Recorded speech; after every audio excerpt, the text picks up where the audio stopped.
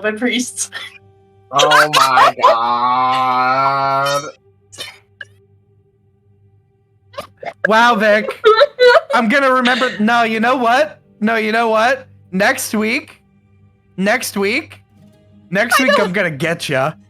I'm gonna plan something all week. Better not have. Wild beyond the Witchlight.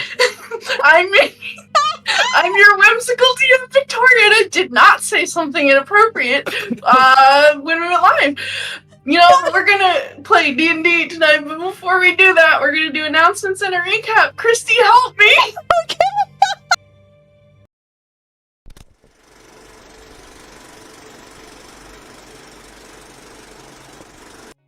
Good evening, and welcome to the show.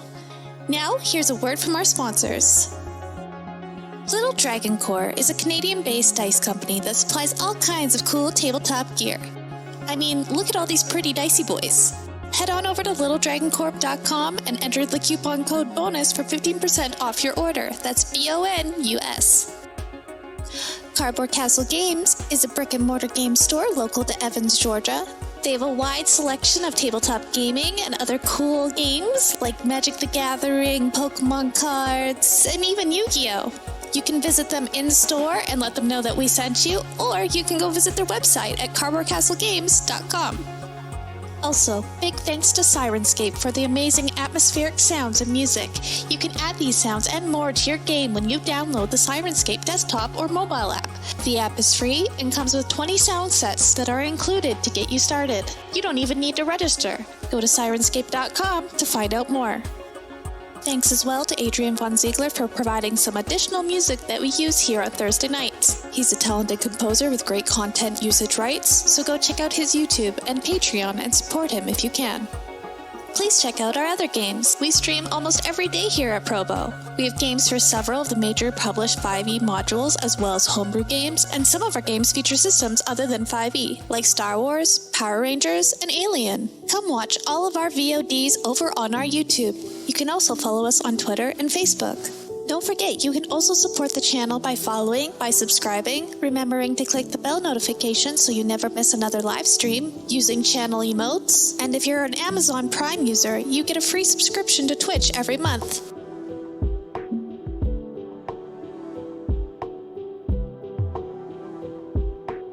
Thanks again to all of our sponsors for supporting Proficiency Bonus.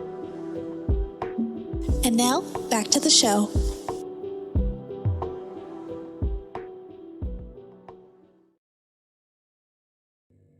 Hey, we're back! Yay! Thank you, Kristy, for your announcement reel. And you know, I'm gonna pass it to Ink, and we're gonna recap. Ink. Hi. Last time, on Wild Beyond the Witchlight, the party found themselves in the scriptorium within the domain of delight that they had found themselves trapped in, looking for their story. Unfortunately, as they delved into a hidden room, they found that their book was not there, as it was currently the story that was being told for the day. However, their companion, who was going by the name Nobody, did seem to find his story, except as soon as he read it and recalled all of his names, he proceeded to start ripping it up and destroying the book. The party was able to figure out that this was one of the stories that they had heard before, and that Nobody seemed to have been a part of the plot to trap Zybilna in the first place, working with several of the parties that we've now learned were working alongside the Hourglass Coven to essentially seize control. So, after a very, very brief, I don't even know if it can really be called a combat, the party apprehended Nobody and forced a deal on him. In exchange for gold, he would share his story. Oh, and the party also, of course, could not call him out or rat him out to anyone for his involvement. So he essentially shared his part in the plot. He is an assassin from the material plane that kind of just got roped into all of this because he was taking the highest bid. This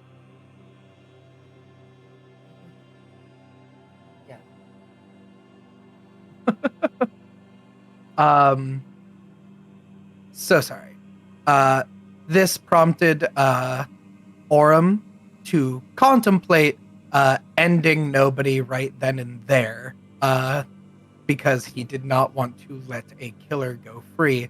Ego and the others were able to eventually talk him down. Ego bringing up the fact that the Feywild does not seem to keep people dead, and that it would not bring any sort of justice to what he had committed, and instead they must wait for not only balance to be restored in its own right, but also they didn't want to risk breaking their promise, as it could mean bad things for them. So Nobody is set free begrudgingly, and he escapes.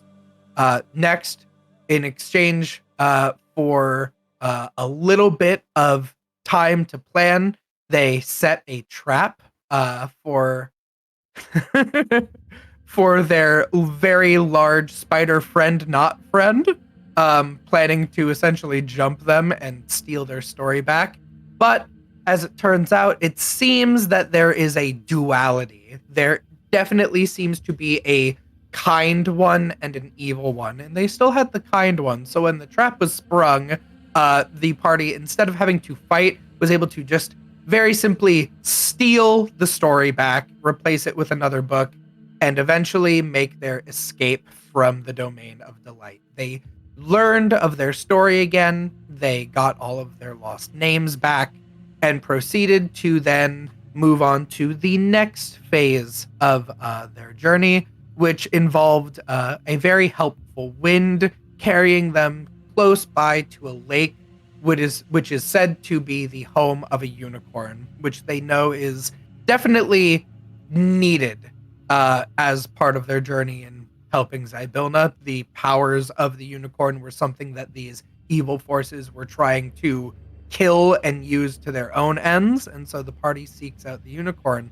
However, the lake is protected and unable to be approached by anyone other than the unicorn themselves. So the party decided to make camp and see if they can, by chance, catch the unicorn leaving its domain to ask for its assistance. And that's where we left off. Excellent. Thank you for that recap, Ink. Ink and Kristy, feel free to take D6 Bardic Inspirations for your contributions to the stream. But yeah, we can pick right up there. You all have found yourselves about 1,000 feet away from the actual shores of the Wayward Pool. You were not able to descend down to the shoreline proper due to this strange enchantment that seems to be on the whole area. Every time you walk towards it, suddenly you're just kind of back where you started. So the group of you makes camp. Is there Aurum, anything? I believe, went to go hunt for Juniper, right? Aurum did go to hunt with Juniper. Okay. I'm gonna go ahead, I'm gonna just roll on his sheet to see if he can bring you guys any food. Let me pull up his character sheet, and I will just roll a survival check on him. He's pretty good at survival. I want to say he has advantage because he's a... Does he have advantage? Does he have, like, advanced senses? He has something like that. Not great, Aurum, not great. That's a 14. Dogs for Life gave us 10 gold to buy the party some food. You guys are completely broke right now because from gold, because you had to give it all to... That's true. Or most of it to Nobody. Yeah, so... Aurum will leave with Juniper to go hunt for a little bit. And here we go. Oh my. So he does come back after a little over an hour, and he has food for everybody. It seems that Juniper has killed some sort of like badger, or like a raccoon, like a little creature, and that should be more than enough to sustain her for the next probably like 2 days, since she needs like I think it was 8 pounds of food a day, of meat. And then for the rest of you, Aurum is able to come back with a variety of different berries and like small game, some like root vegetables and things like that. Nothing like fun and special. Unfortunately, he was not able to locate any of like the weird stuff that you guys have found before while foraging, but it is enough to like sustain the group of you. Okay. This music Sounds is very. Oh my goodness, Haircut is running around like a little crazy guy. Sorry, I didn't know how to set up Songcraft, so I was like, I'll just put a default thing in here. Oh no, you're good. I'm gonna cinematic. It's like that list button. Like they completely changed the I know. interface, and then you have to choose like the tone within like the it's like a whole thing. Yeah. Yeah. But is there anything that anybody wanted to do or say in your time here? Go for Yes. it, Inky. I know that Ego needs to identify those candles that we found in the scriptorium. Yes, you do. So, if it requires multiple castings of it, that's fine. I can just obviously do it as a ritual while we're chilling in camp. So I'll start with that to see what they do. Yeah, you're able to ritual cast identify, and the two candles are like almost identical. So they are both the same item. You don't have to identify them twice. This is in the loot channel. I will take away the sensor bars, but this is a midnight candle. While holding this candle, you can cause a harmless flame to appear on its wick that sheds bright light in a 5-foot radius and dim light for an additional 5 feet. When you cause the flame to appear, you can designate up to 10 creatures who are able to see the light from it. And you have 2 of them. Ooh. Okay. Which means when we like need that, light so- and we don't want someone to see us with the light, they won't see it. Only we will. That's really cool. Mm-hmm. I like that a lot. Yeah, that's super cool. Yeah. All right. Yeah. So Ego will identify it and probably explain that in much more emo terms, especially being like, yes, this is a candle of midnight. Though we could see the light, we could be hidden from our enemies. And then also, I know you told me right when I picked it up, but I did get a spell book Yes, you did. from the scriptorium, so I was hoping to just get a quick reminder, if you still have it, of the spells that were on it. I do. Give me a minute to pull the document up, and I can grab it. Yeah, no problem. You also got a scroll. Yes, the Scroll of Borrowed Knowledge. That I do have. Okay, so then the spell book, which is from the Magic of Creative Writing. I'll copy paste the spells into the loot channel for you.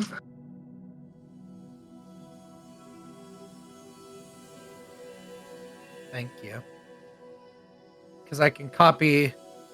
I have enough ink stolen from the scriptorium to be able to copy another 2nd level spell tonight. Yeah. So this spell book contains Cause Fear, Charm Person, Comprehend Language, Illusory Script, Sleep, and Tasha's Hideous Laughter. Damn. Right. Okay. Yeah, and I'm making a midnight candle like homebrew item on D&D Beyond right now, but I believe Borrowed Knowledge is an actual spell. I think it might be from Strixhaven. So you should be able to. It is. Yeah. Whoever Yep, if you want to you copy sent it me or the link to that. yeah, it is there. Yeah. trying to think of what, because actually a couple of these I think are. Because I have a scroll of detect thoughts, which I've been thinking would be so useful in so many things that we've been doing. Oh my god, haircut's going crazy. But then also I could get like 2 of these first level spells. I could get like comprehend languages and cause fear. Interesting.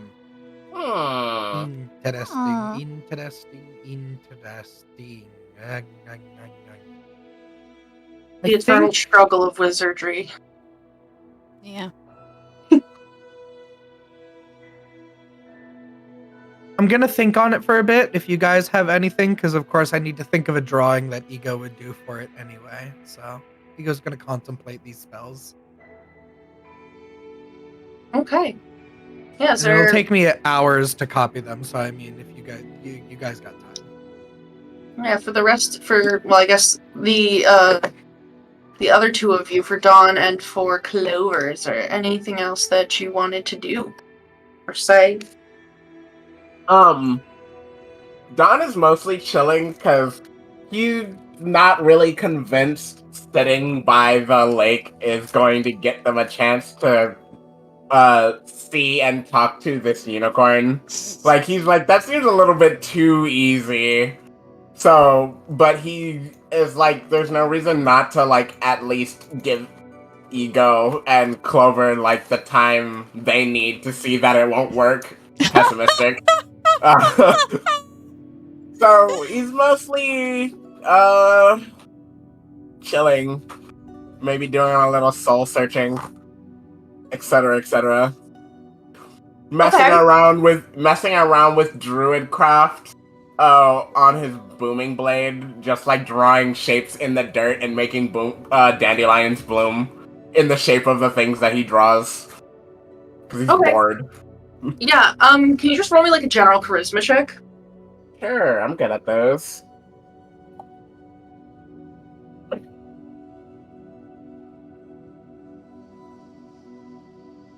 It's either 20 or 21. 20. 16 plus 4. Okay, good to know. Clover, anything you want to do? I guess kind of in the opposite of Dawn. I'm compartmentalizing my feelings on a bunch of things. So I'm like mission focused. So I'm going to start flying up. I don't want to go too far where I can't see the camp, but I want to fly around the perimeter, just looking for the unicorn. Yeah. Okay, roll a perception check. Okay, let's test D&D Beyond, and however this goes depends if I use dice tonight. Not bad. 16. Well, yeah, I'll hold on to my inspiration. 16. Okay. Yeah. So, just to get a lay of the land.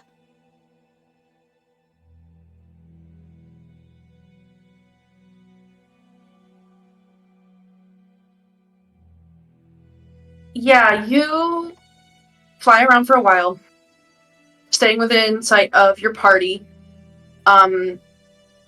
You notice like some little critters like walking through the forest. I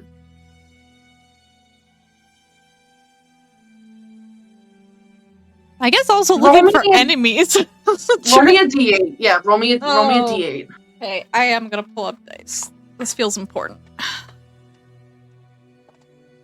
D8. Is this a D8? Yes, d8. 6. Yeah, so while you're flying around, you don't see any sign of the unicorn, but you do see, while you're flying, that there is,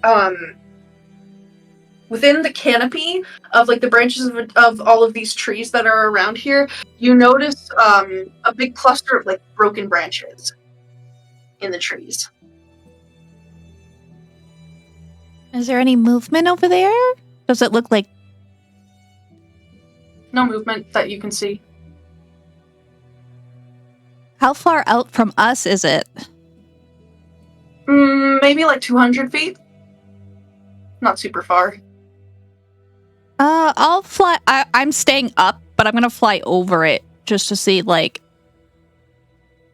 what's around there. Yeah, you're able to fly over it, and when you look down, you see that there are these enormous prints in the mud and in the grass. Very familiar Uh-oh. clawed prints that span like a good 3 feet from heel to toe. Dragon. Yeah, I think I'll fly back and let the party know what I just saw. Does it look like fresh or old or like I'd have to Make get a nature closer? check if you would. Yeah, you have to get closer, but if you get closer, you can make a nature check to try to determine that. Yeah, I think that's kind of important. Okay.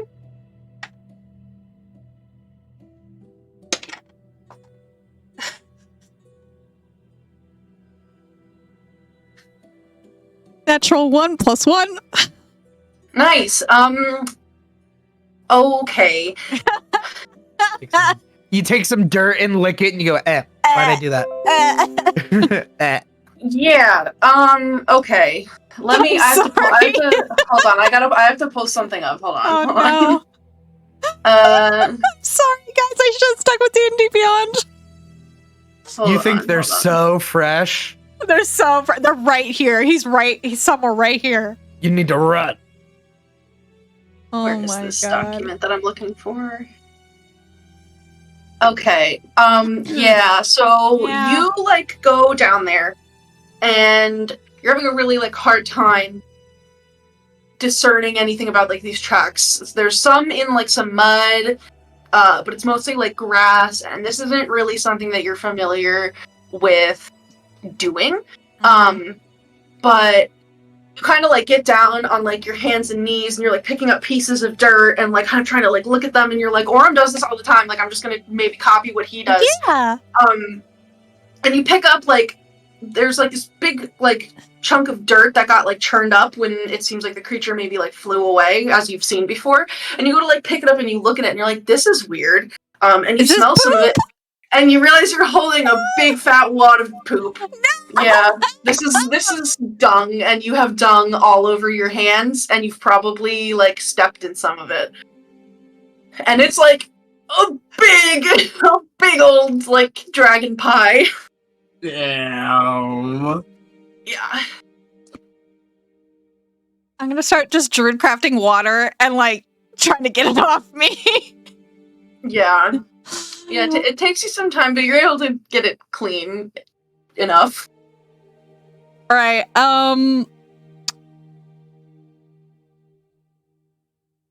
Feeling a little bit of shame. I'm gonna take my time. I'm not gonna come back right away. I'm gonna like sit up in a treetop above this section and just clean myself until I feel slightly better about my self-esteem. Yeah, that's valid. Jesus. Oh my god. Is Luna with you, or did you leave her in the camp? I left her in the camp so she could like come get me if something's going on, or vice versa if I need to reach out to her. Okay, sounds good. Yeah. But you can spend whatever time you need getting cleaned up. And Like- you know, again, like you see that there's like little birds and forest creatures that crawl around.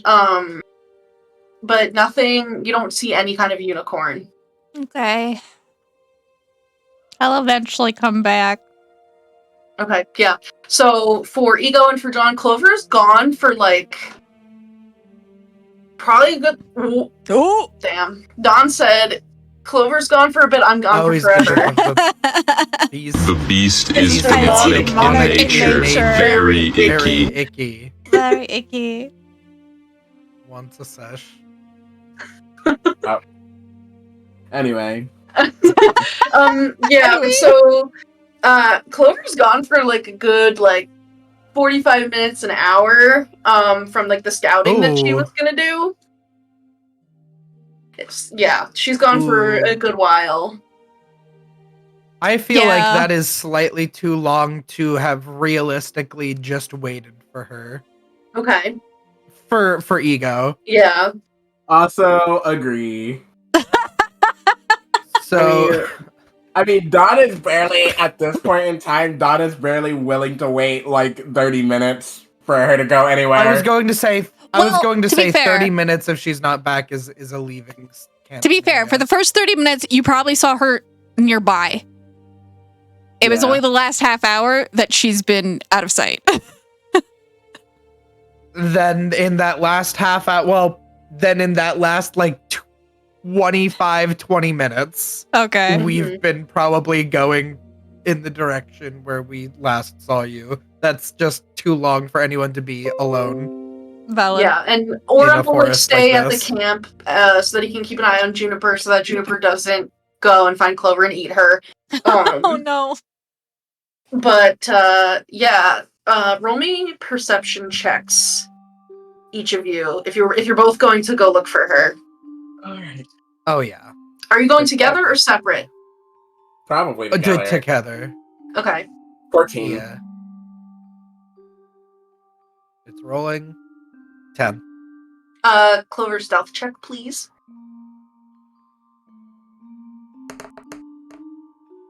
$14. Okay.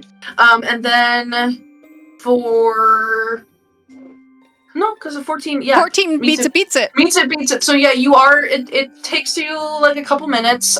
You do have to walk around for a little while, but eventually, Dawn, you do spot that there's this like little purpley tail, like slowly swishing, and it's like hanging from a tree branch, and it's like it's a familiar tail.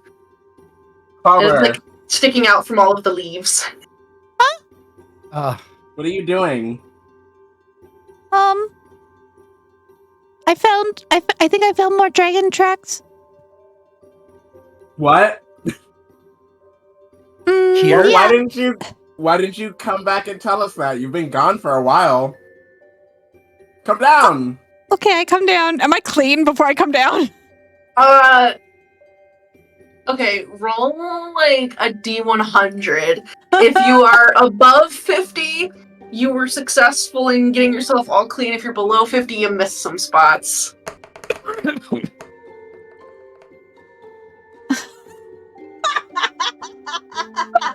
Oh boy. Yeah, okay, so, It's a 46 for a stream? 46. yeah, Clover comes down, and, like, her hands are clean. Like, the front of her is clean, but you guys notice that she has, like, this, like, something brown, like, a little bit, like, it seems to have, like, splattered onto the side of her face, and, like, her wings have a little bit of brown on them, too. And she looks very despondent, like, very, like, gives up mood. He's a little stinky. A little stink. This is possibly one of the most interesting things that I've had to use my dark powers for. My eyes go black and my shadow extends as I reach my hand out and cast Prestidigitation to wipe all of this shit off of you, and I fling it against the tree. I see you. And then I hold my hand out and I do a little spritz of perfume on you. Yeah, I see you found more than just tracks. Kind of looks her up and down. Well, at least you weren't flying under a dragon at the time of dropping. Yeah, I guess so. Do you know how recent they were? No. Yeah, where are they? I don't want to talk. They're over there. Alright, poop girl. We'll figure this out. Oh no! Oh no! From Rice Ball to Poop Girl. Girl, that's worse than demotion! Yeah, you guys can see those tracks in the grass here, very similar to what you've seen. You look up those broken branches, very similar. And there's like a big wad of dung that has clearly been like dug into by hands and like stepped in a couple times. But this is very clearly from a very, very big creature, mechanically gigantic or like the two huge or gargantuan. Yeah.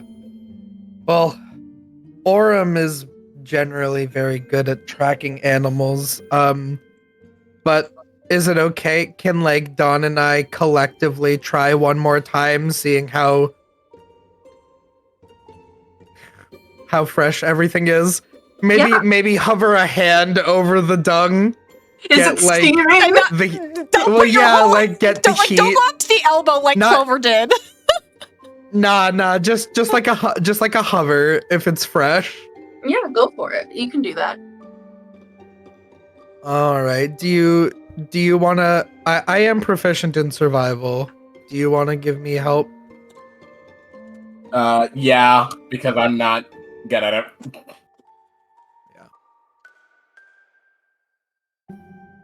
Wow, at advantage. That's an 8.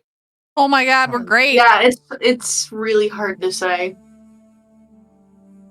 It doesn't seem like super fresh, like dropped immediately, but it's also like you're not familiar with the anatomy of this creature enough to tell, because as far as you know, like is it some warm dragons, because it's fresh, or is it a fire dragon? Yeah, like is it a fire dragon? If it's cold, is it like it could be literally anything? Like you have no idea. I don't know enough about dragons. Aurum probably would have been best, but he stayed back at camp to make sure that Juniper didn't run off.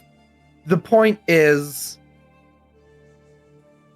the tracks, whether they're fresh or not, mean we're in the dragon's territory again. So, we might not want to camp, or if we are, we need to camp in the tree line. Maybe on the opposite side of the lake? We could try and loop around. And go under the tree line over there, like farther away from these tracks? Possibly. It might not be worth it to wait for the unicorn if it means that a dragon swoops us up. And a big one this time. But we have to find the unicorn regardless. We'll never get Zybona out if we don't have that help. I know. But this enchantment is very strong. If we don't have a way in, we're just not getting in until we find it.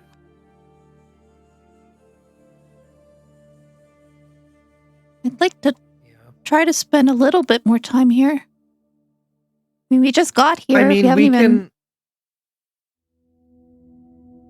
We can stay at the border of the enchantment and circle around it. Okay. We made a strong assumption that it is completely around the lake, and that's most likely the case, but to maintain something like that would probably be very difficult. It could be possible that in our looping around we find a gap. I'm not betting on it, but it's not entirely impossible. Better than staying in the area where we just saw dragon shit. So we're gonna have to find some place to rest and sleep anyway. If we can't make it into here, we need to go somewhere. If we I say we try to go loop over to pool. You want to loop on the underside? Yeah, that's what I'm thinking. That way we have access to the cliffs and the water. Yeah, that's fair. Because we were guessing maybe the dragon's lair might be somewhere in the mountains, right? Yeah, potentially. The cliffs might have a small cave that we could go into that would be better protection than the forest. That's true. So yeah. We can try and just circle using the enchantment barrier as a way to keep our direction. Yeah, I can activate my detect magic and just keep it up until we get where we want to go and just see if I can see any hints of change in the magic. I think that's what I'll do. All right.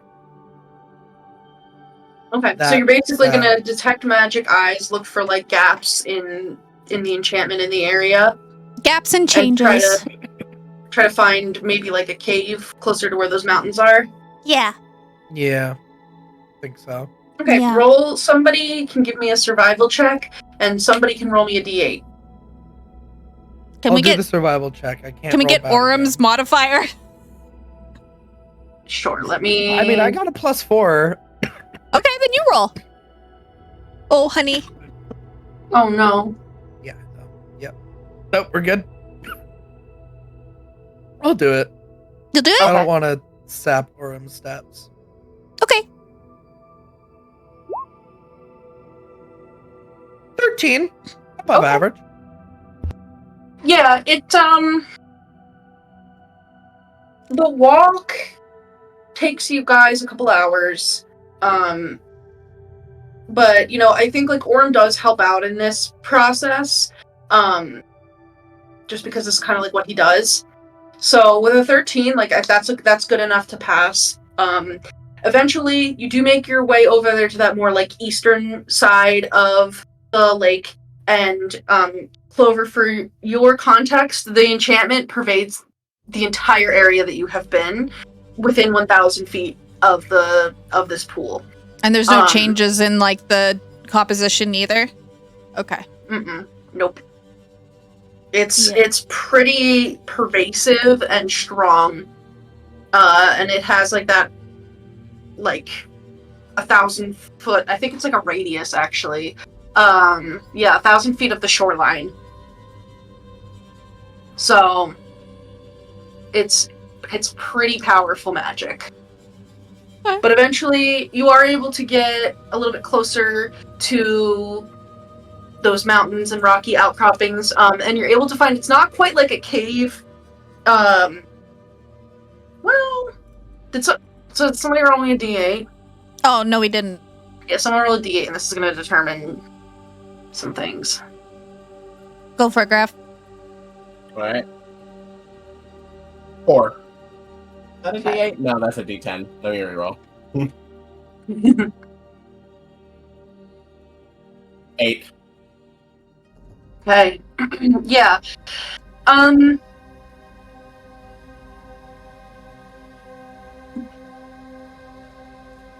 So as you get closer to the mountains, and you think like you're kind of like coming into range of like this like smaller outcropping of rocks that forms like a small cavern inside. It's not like a cave that goes all the way deep into the mountains, but it could be like sheltering. But you do hear like maybe 30 feet off into the woods a little bit more.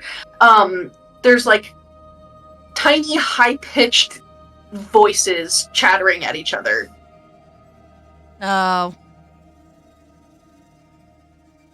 are these the ones that Ego made cry? I was on a cliff. In that one, I was in like a little cave on a cliff looking over it. Oh no. Wait, for what? Hank. Remember that dream, or it was like a tea party, and then were we with me and Dove?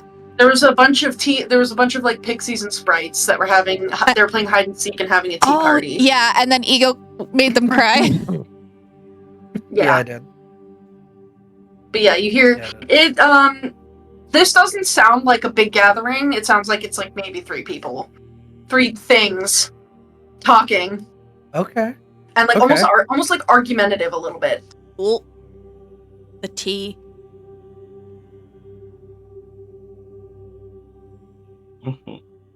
You want to keep going forward and see what they're talking about? Or Sure. Are they in the cave thing? No, they're like, the cave is basically, you can see is like maybe 100 feet ahead of you, this like little rocky outcropping, but 30 feet into the forest, you can hear like tiny voices. Okay, yeah, we can go. Yeah. Fine either way. We can check We it out. haven't heard too many speaking people here, so. Yeah, I want to know what they're arguing about. Yeah, same. Okay. Give me 1 second. stuff up here. Maybe we'll send Aurum with Juniper to go into the cave to start setting up camp and get Juniper settled, so... Yeah, you can totally help. He's more than happy to go and do that and, like, start, like, getting everything set up.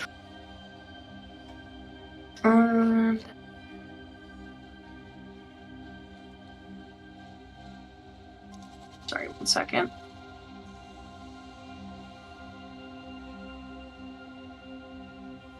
Okay. So, are you trying to approach without being detected?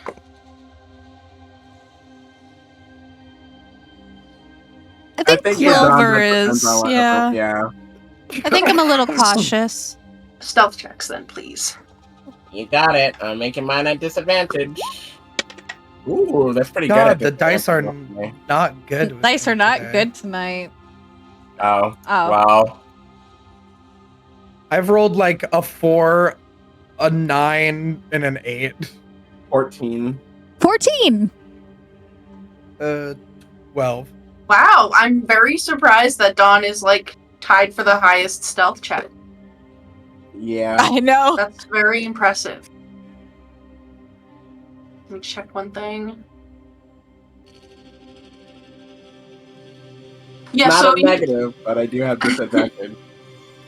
yeah, you guys creep up and you get a little bit closer, like kind of peering through the branches of some trees, and you can see that in like the small break in the trees, there are 3 pixies that are sitting around like a tiny table, and they're like sipping from tiny teacups, and they have little cakes that they're eating, and like on the ground nearby is this 6-inch long like wedge made of wood, and it seems like they're arguing like about this thing.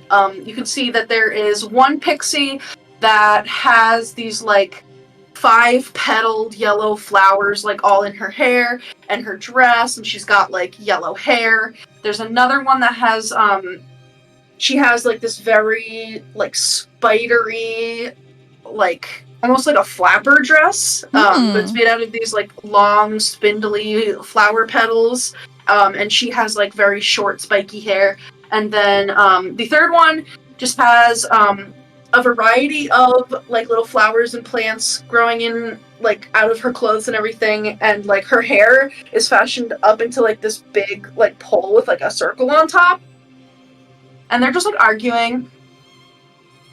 Can I get a gist of what they're arguing about? They're arguing about that wedge of wood. Oh my god, excuse me. Bless you. Yeah, it seems like they're arguing about like what this piece of wood is. You hear the one in like the flapper dress is like, well, obviously it's a piece of cake for a treant. The one in the with the yellow outfit is like, no, it's an exercise bench for mice. And the one with the big tall hair is like, no, both of you are wrong. Obviously, it's a toothpick for a troll. And they're just like, no, you're wrong. Like, they're all fighting about this thing.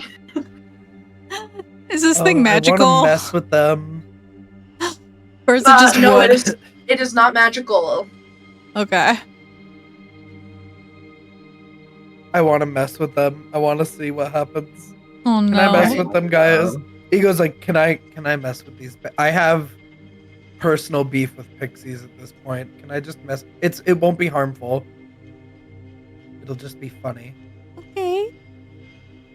I don't care. All right. I'm gonna think. Think for a second.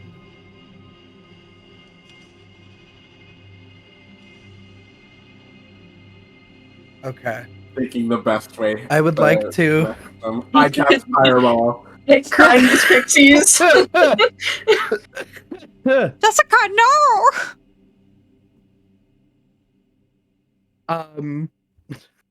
I am going to cast Minor Illusion nearby them.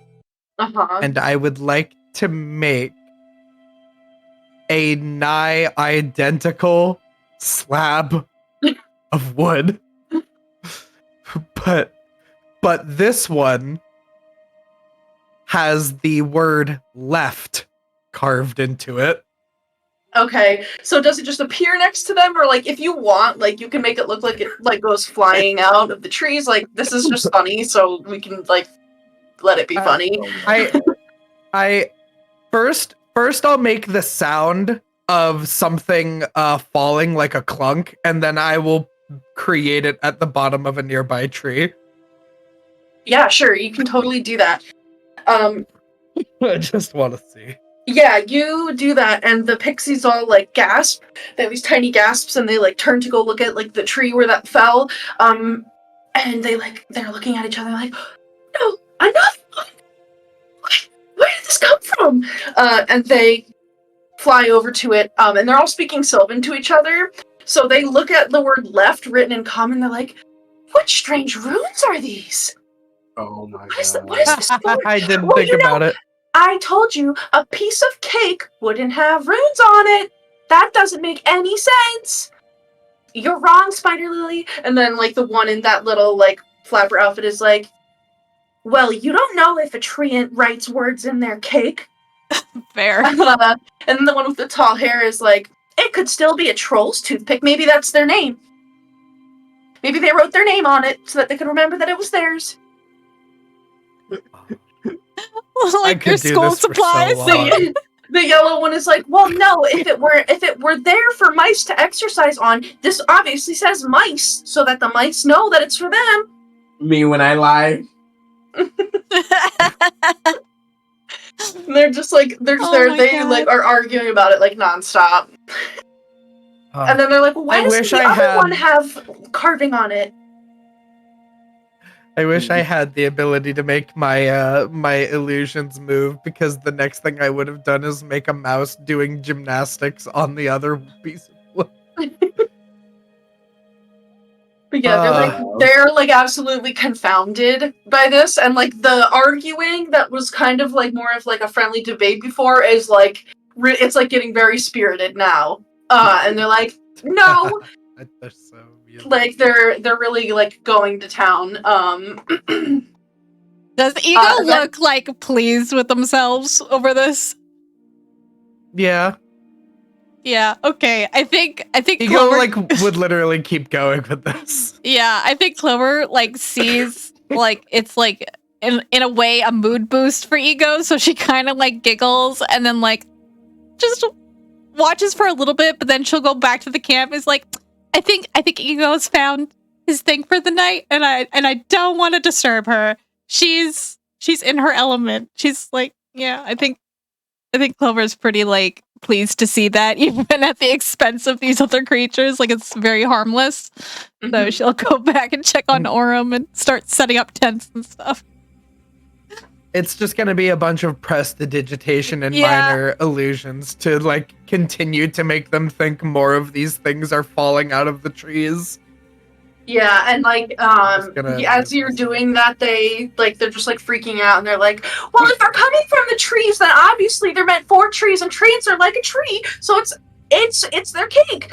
And the other one is like, Spider Lily, you're respectfully an idiot.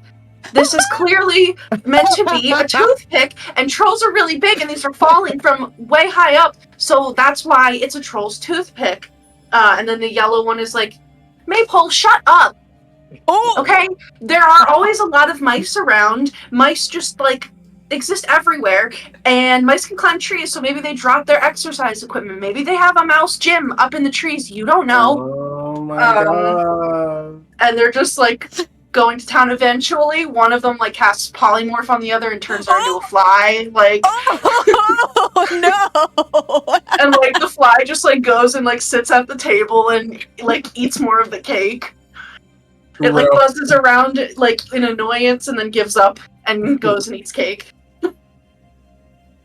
Real phase of, Feather.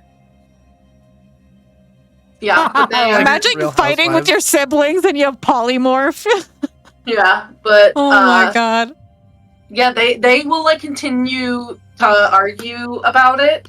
And And, like, eventually, yeah, like, the one in the little red flapper outfit is like, okay, no, listen, here's the thing, alright, or actually, this is the one in the yellow outfit, is like, this is from, we got this in the material plane. I don't know where these other ones came from, but the first one that we found came when we went through that mushroom circle that was singing, and it came from the material plane. So that means that it can only be an exercise bench for mice, because they definitely, like, don't have trolls and treants in the material plane. Like, it's so boring there. Like, why would they have anything like that? Like, you guys don't make any sense. Wait, there's a way out. There's a way out of the Feywild. Wait, hold on. Oh, Ego. It could be Ego a might giant make stupid. themselves known for. Oh no. I think I might come out of hiding for that. Yeah. Yeah. Okay. Yeah, you can step out if you'd like. Do you do so? Yeah. I'm trying to think if I say anything. I'm Ego's being very Fey right now, so I'm trying to think of a little rhyme, maybe. Go. Let's see.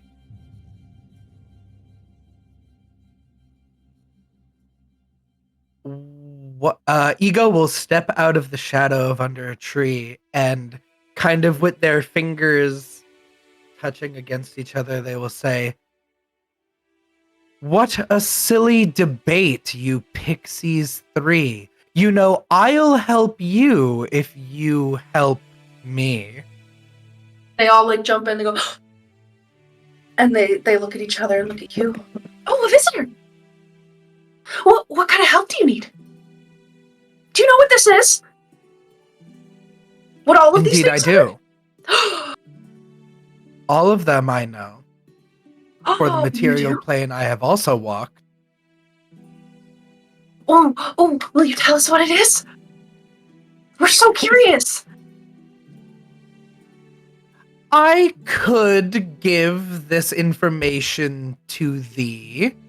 Yes. But first you must answer my inquiry. Oh, okay. What's your question? This singing circle of mushrooms, you see. I would like them known to me. Where did you see them? Where would they be? Oh, you're looking for the mushroom circles? There's there's a bunch of them kind of like all over the forest. They kind of just grow everywhere. Some of them are nice, but some of them are mean. So it's you kind of have to be careful when you go find them. But in case you don't know, they're called like a fairy ring, obviously, because it's 4 fairies in the Feywild. And you basically want to try to find one where the mushrooms sing and dance. And if it doesn't sing and dance, then mean old Granny Nightshade probably made the mushrooms angry and made them mean, and her curse made them stinky. I see. Would there be any way to tell if these fungi will be kind to me? Yeah. Well, so, most of the fairy rings are just like regular mushrooms, but they'll definitely be okay if you find one of the fairy rings that also has a campestry in it. A whole campestry party. Campestries love partying. Do you know what a campestry is?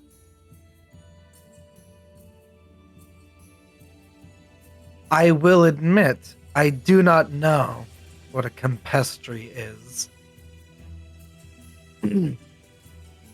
What a campestry is basically like a really special little mushroom, and they can sing and they can talk. Well, okay, they don't really talk. They talk by singing, and they love to dance, and they love songs.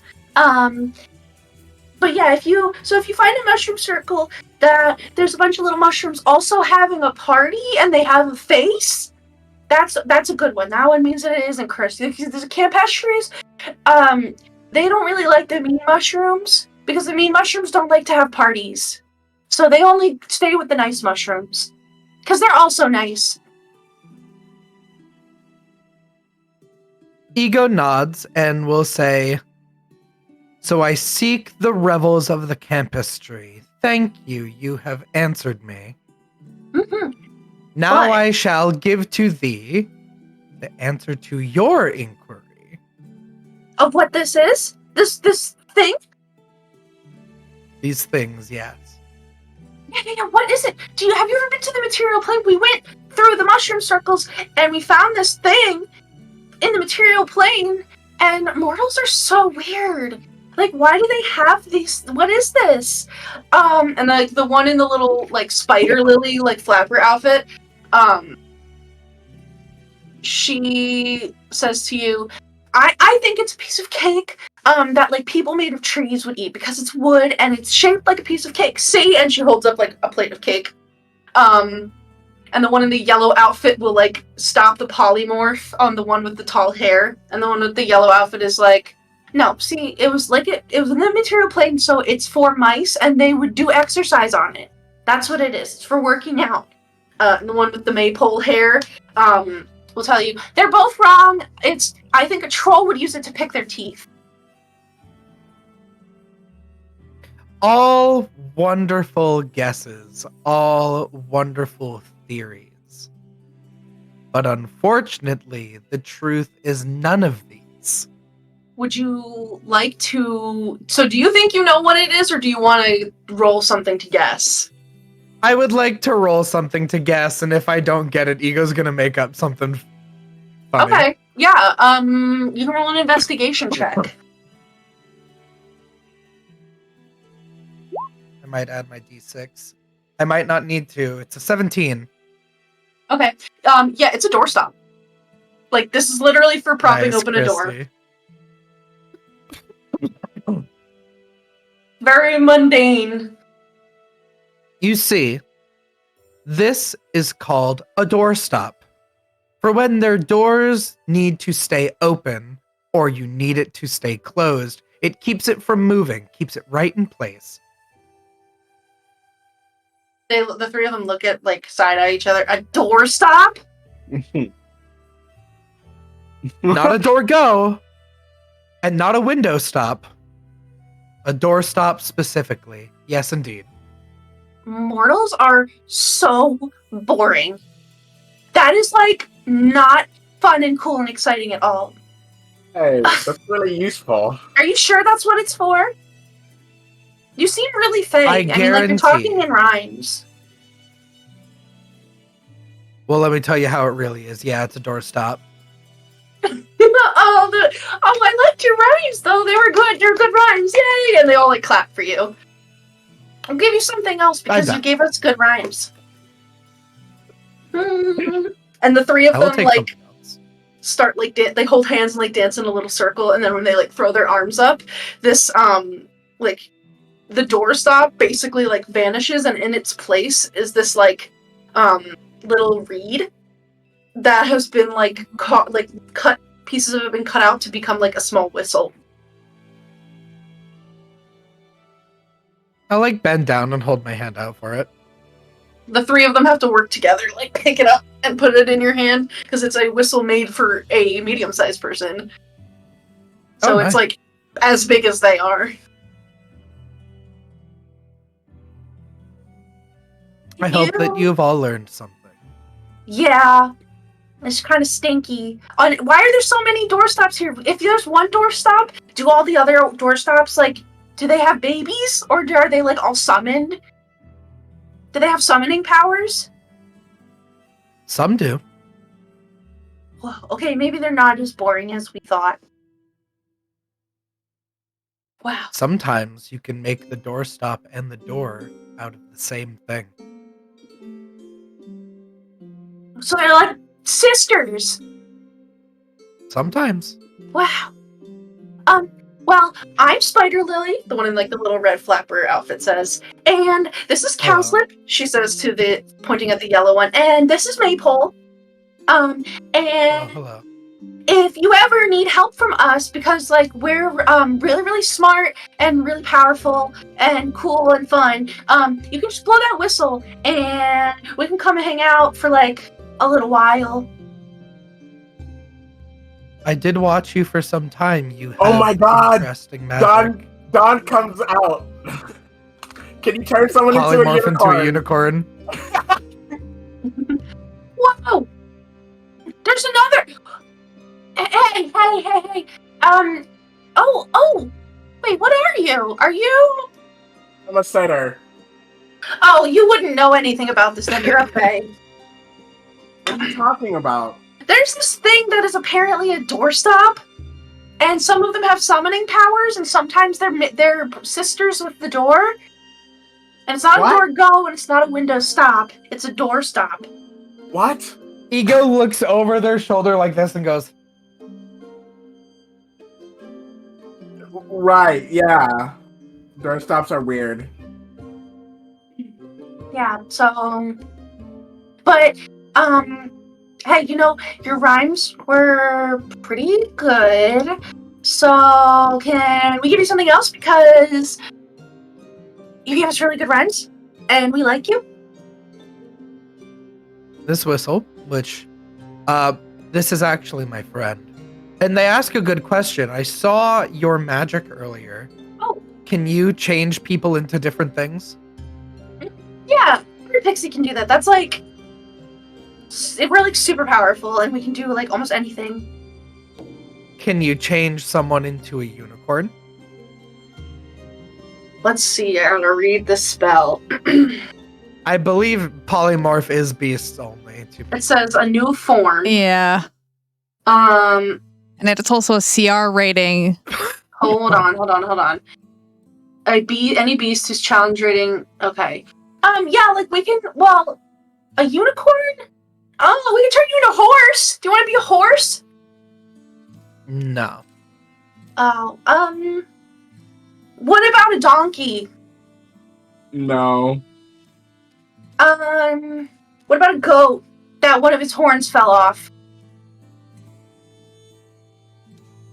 Thanks, anyway. Maybe. We thank you for your gift.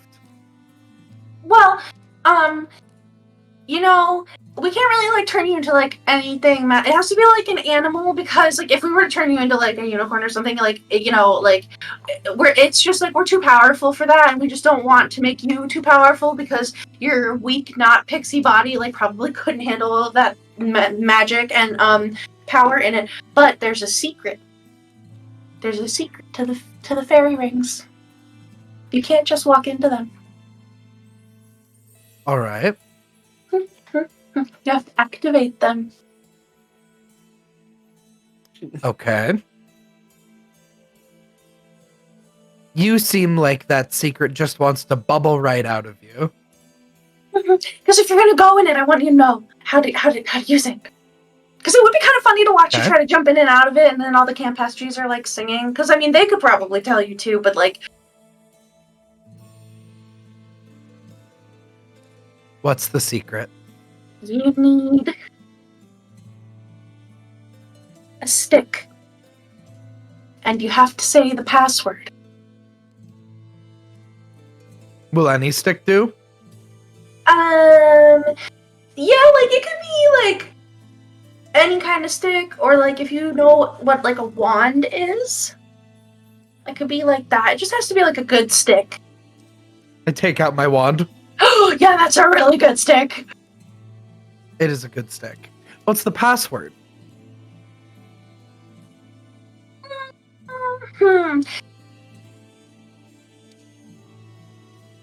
The password will cost you.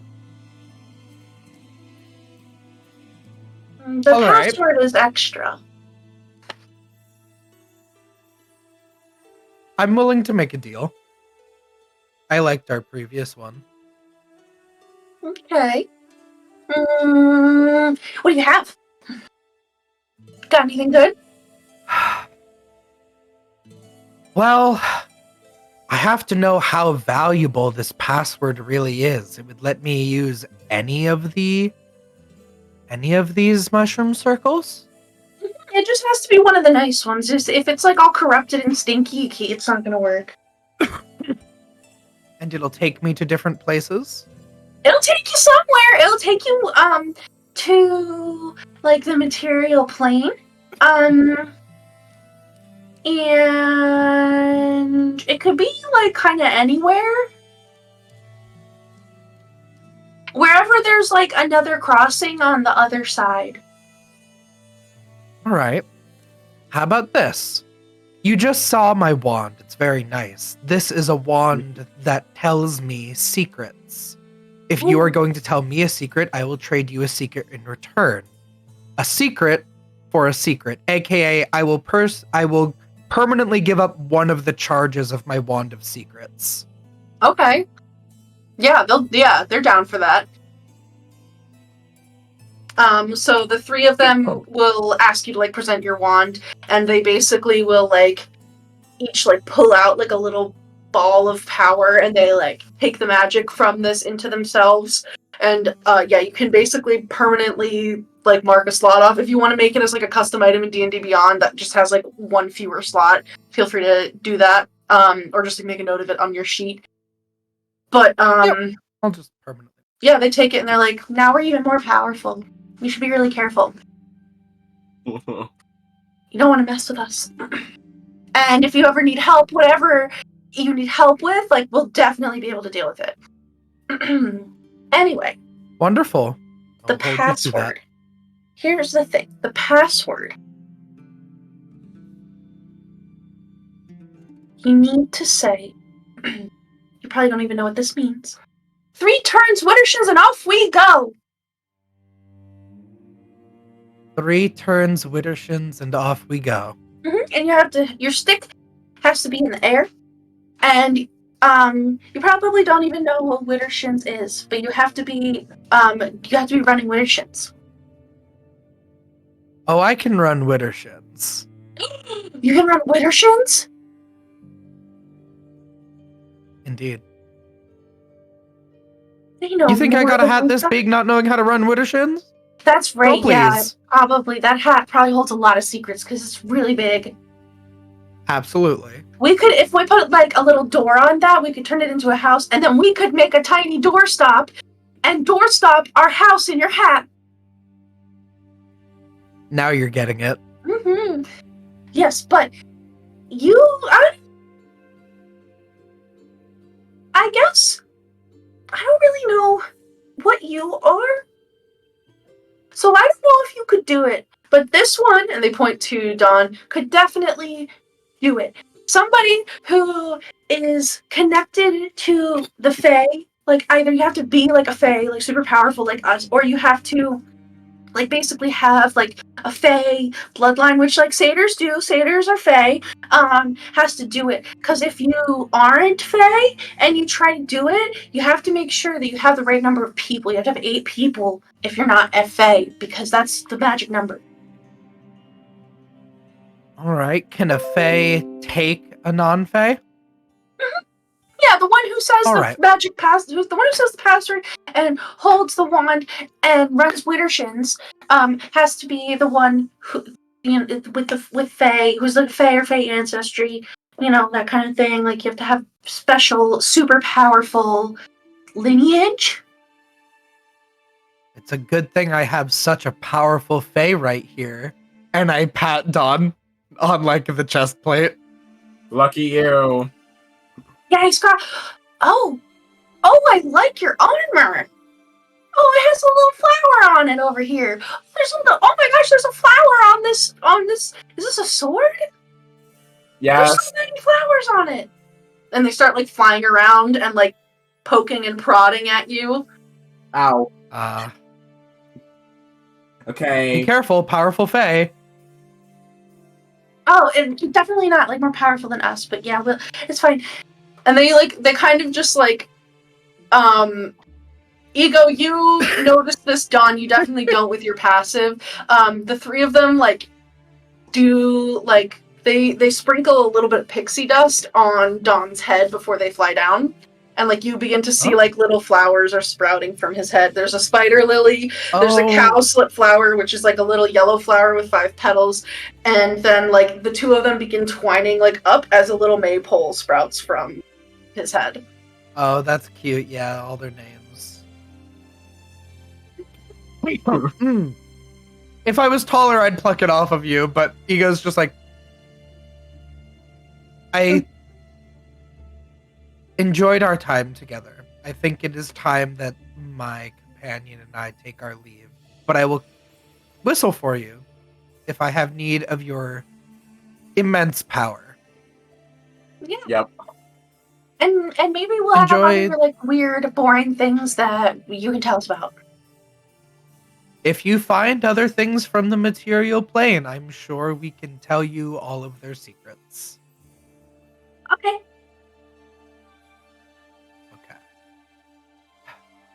I will pat each of them on the head with a finger, and then I will go to get back with the rest of our group in the cave. Yeah, you may do so. He goes like, a little bit of mischief and then a lot of kindness. I'll even it out someday. I beat up some pixies earlier. I guess it's fine. Some pixies are nice. Some are dickheads. True. It just kind of depends on how they feel in that moment. I guess that was eventful. Do you think they gave a lot of useful things? If you think they turn us into a horse and then we stick a horn on our head, it will count? Maybe. Maybe if there's fish in the lake, maybe fish can go in. I think that having a few pixies in our back pocket is not necessarily a bad thing for the things that we're facing. Probably not. I don't know anything about them except for that they're very small. They know this spell. I've seen my mother use it from time to time. It's considered, at least in my upbringing, one of the old witch's spells, a polymorph. Turning people into toads. Turning toads into people, maybe. Oh, the frog prince. That sort of thing. Why would you want to do that? Well, it can take an imposing foe and make them into something meek and easy to defeat. It can take a person who is not rather intimidating and make them so. Sometimes you just need a new look.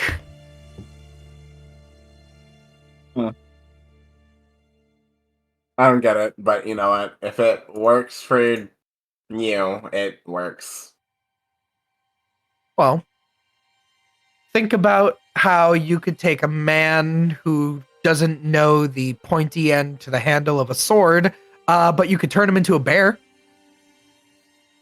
He's now much more useful. Yeah, I suppose that makes sense.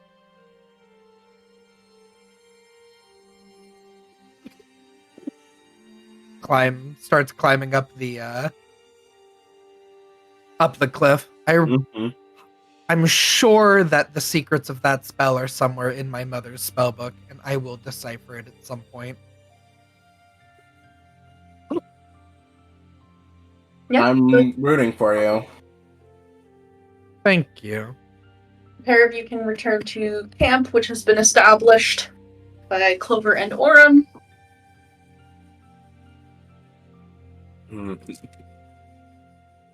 Anything else that anyone wants to do? I'm going to have us go on a little break. Probably about now. We're good. Alrighty. We're going to take a little 5 to 7 minute break, and you guys get a long rest. And we will be back as we take a short rest for ourselves. BRB, fam.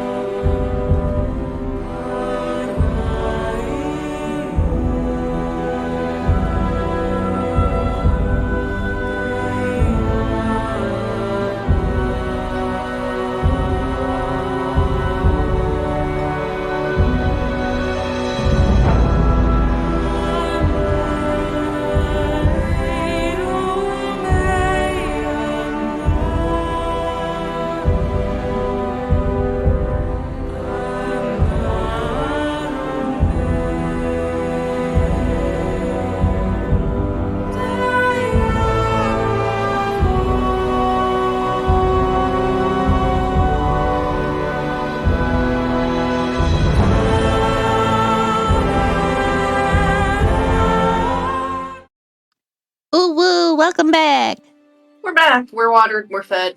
We're vibing. And we're playing D&D. So, the group of you can take a long rest. I do need 2 of you to roll me a D8.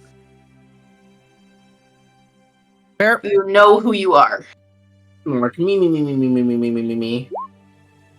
6. Me. Okay.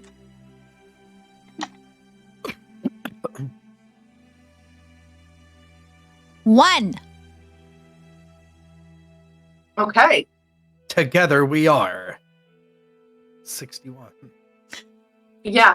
So, yeah, you switch up.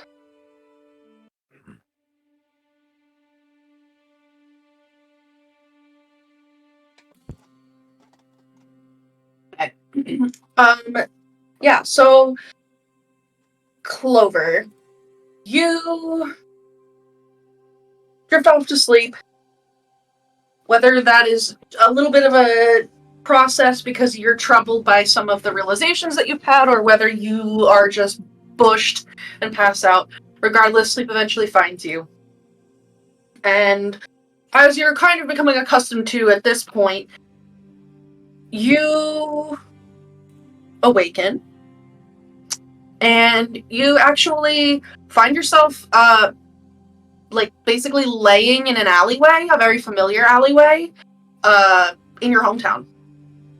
In Amphor. Okay. I'll get up. Mhm. Is there any noises or people around? Yeah. Yeah, you hear some, like, scuffling behind you, like a little something moving around. I'll look that way. I'll turn around. There's, like, a big junk pile, like, of just, like, random barrels and, like, old pallets and, like, some trash. And you can see that there's, like, something moving in the trash. Hello? It stops moving.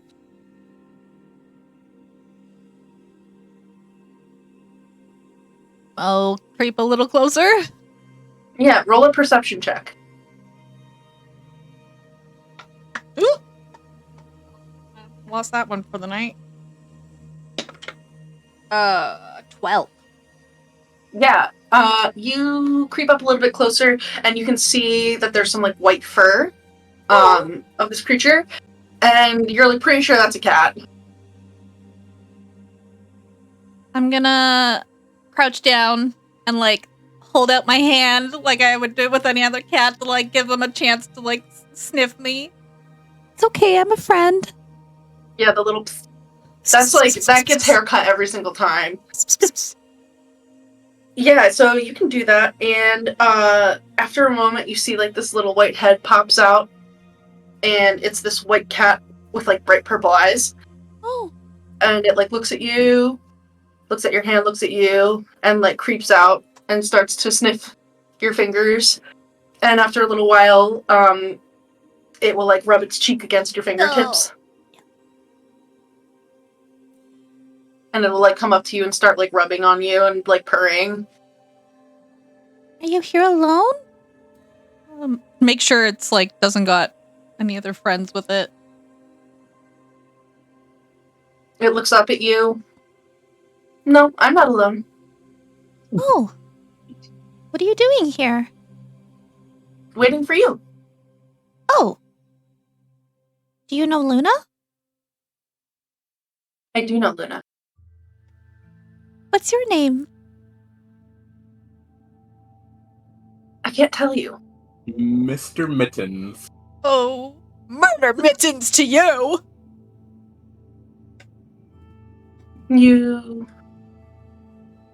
We've met before, you know. Oh. Just, this is a different form? The first time we met, I looked like this.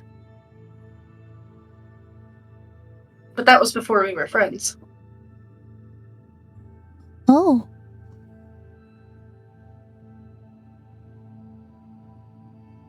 Why were you waiting for me here?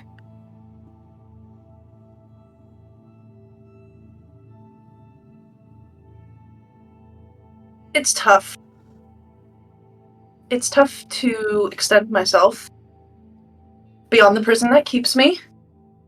And it's tough to maintain the connection that you have with Luna, but I could tell that you were a bit troubled, and I wanted to check on you.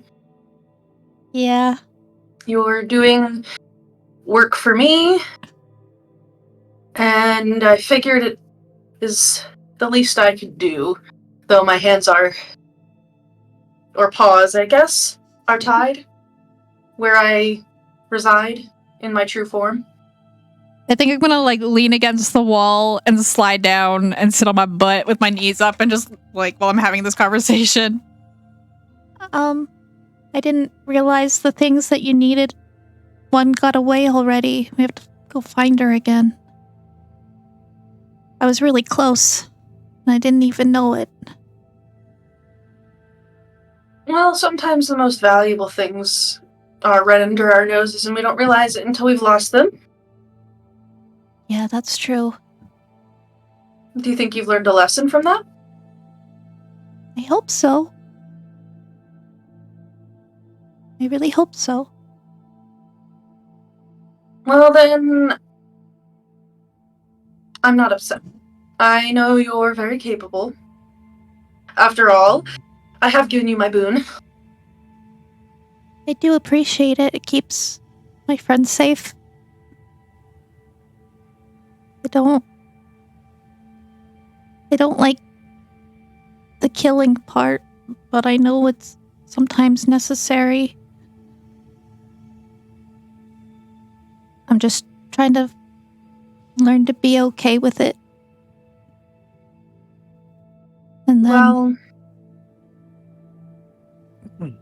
Go on, dear. Well, that lady... She changed how I felt.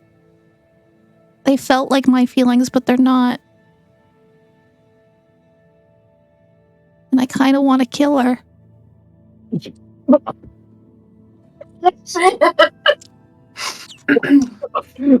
I'm so glad I wasn't drinking anything. I don't want to, but sometimes I feel like... Does that make me a bad person for wanting to hurt her back? Well,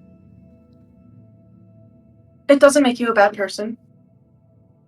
She manipulated you. She took something from you and you didn't truly consent. Not of your own wits. And in fact, I think if she had just asked you outright, you probably would have helped her regardless.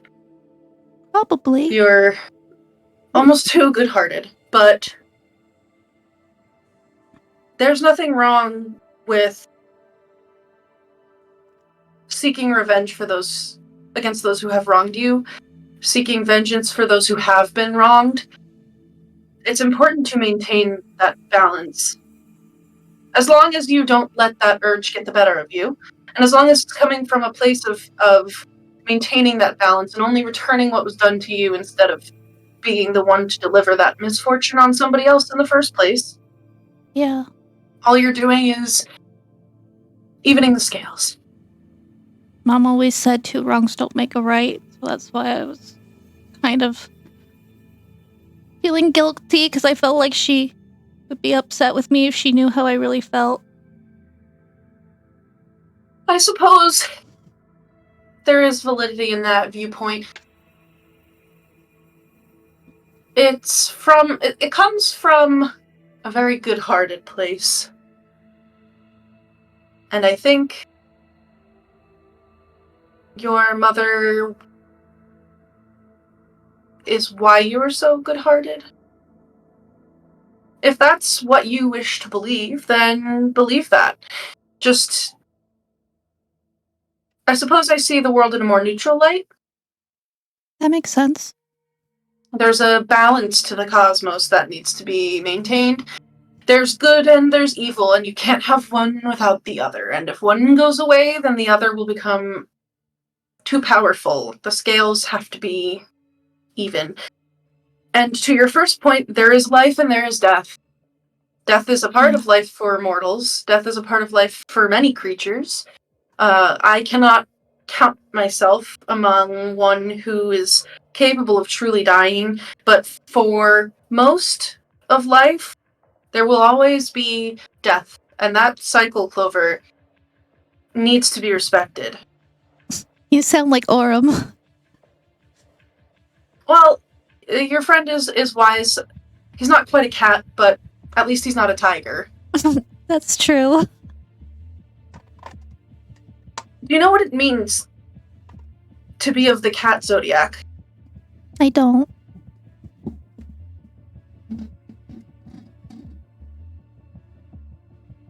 There's a bit that I think I can share with you. Enough that we keep both of ourselves safe. To be of the cat zodiac and to be born under our sign is to be different. To walk a path alone. And to be an outcast. You find no camaraderie on this path, and oftentimes little joy. But it's a necessary path to walk. Because it means that you fight for the things that you believe in, and you take care of the people who need it.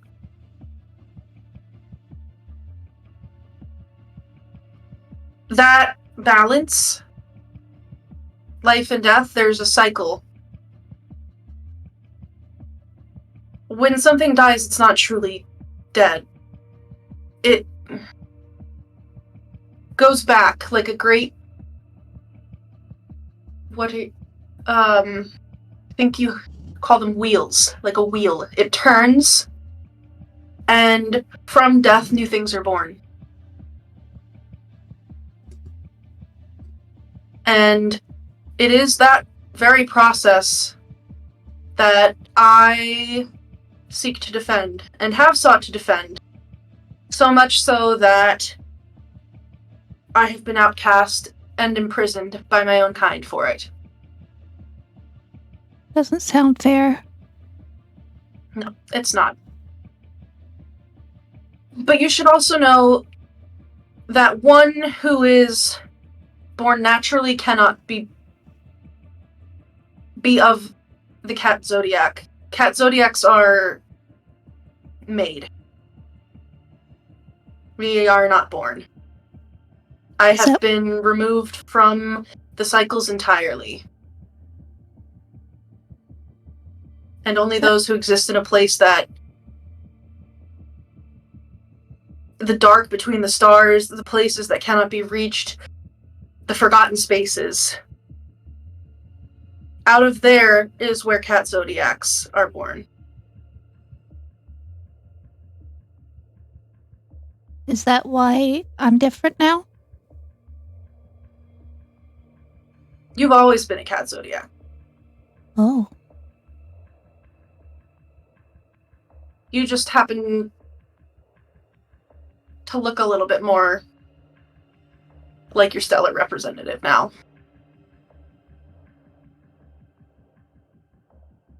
Was Mom one? No. What about Dad? No. But in a way, your mother and father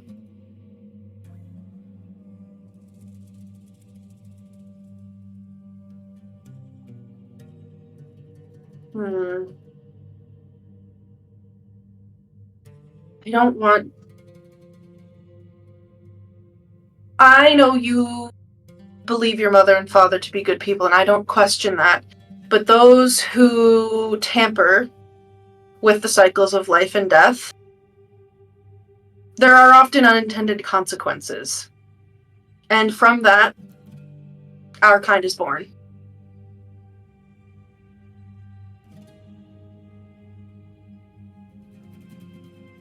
Did they do something bad? I think that is subjective. Okay.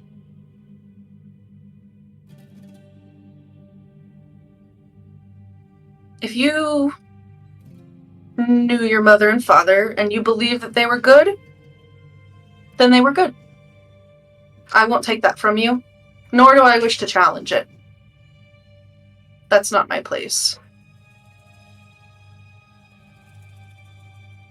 And I know that perhaps I have further burdened you in a time where your mind is clouded with concern, fear, regret. But I want you to know that you're different. And that there are not many of you. And though the path you've been set on is a difficult one to walk, I hope that I can see you at the end of it. I hope that too. And even though there's not many, I have you and Luna, and I have Ego and Aurum and Dawn and Dove. And I think that's enough for me. I think asking for more would be greedy.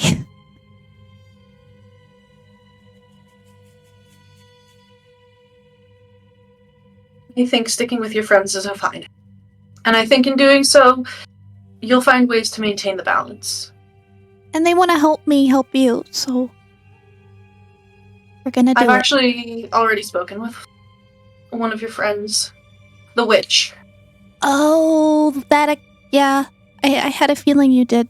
Because doesn't Ego have a cattail? Ego has, like, yeah, a little cattail. Yeah. Is that your gift? A sign of I got our all kinds bargain. of body parts now. Oh. That one is particularly susceptible to magic in general, but specifically that of bargains, which is inherently fey.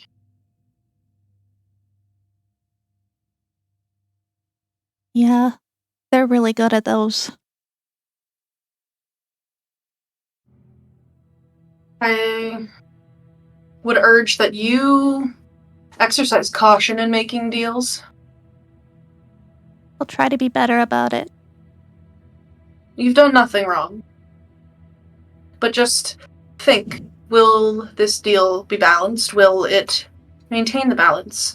And keep in mind, taking care of your friends is important, and there will be sacrifices that you have to make. But Clover, look at me. You need to take care of yourself, too. Yeah. That's And why that's they part were of the fighting. balance. I've been thinking about that too. I know. It's just I will, hard. like, climb up into your lap. You know you're worthy of love, right? And your friends do love you. Thank you. I think she starts to, like, little sad tears, like, not openly sobbing, but just, like, when he says that, yeah, there's, like, a little bit of, like, oof. Yeah, he'll come up and, like, he licks some of, like, the tears off with his, like, little sandpapery tongue. You were loved, you are loved, you will be loved. And if that is something, if that is a light, a guiding star for you in the darkness, cherish that. I will.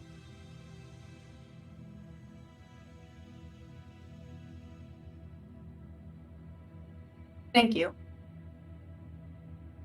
for spending time with me. That's my line. I'll have you know, it's not often that I can even make a connection with one of my own, let alone convince them to make this deal for power with me, to aid me.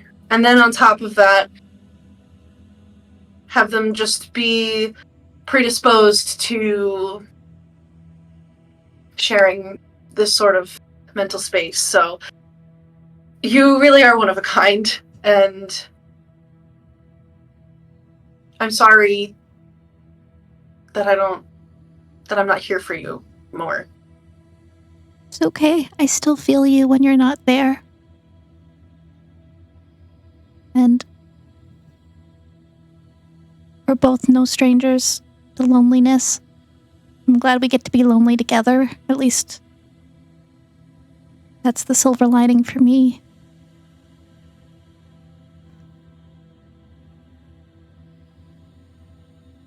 You can rest now. I can protect you here. Okay. I'm just The light of your soul is very beautiful, Clover. I'm gonna fold my wings around us as I snuggle up in the alleyway and just cuddle. Yeah. And you're able to drift back into sleep, and you feel like, there is an air of warmth and safety about you from this being, from this cat Zodiac. And as you drift off into sleep, you are kind of left with this image of like a very dark night sky, and there's just like one single bright star with this comforting, like pinkish purple light.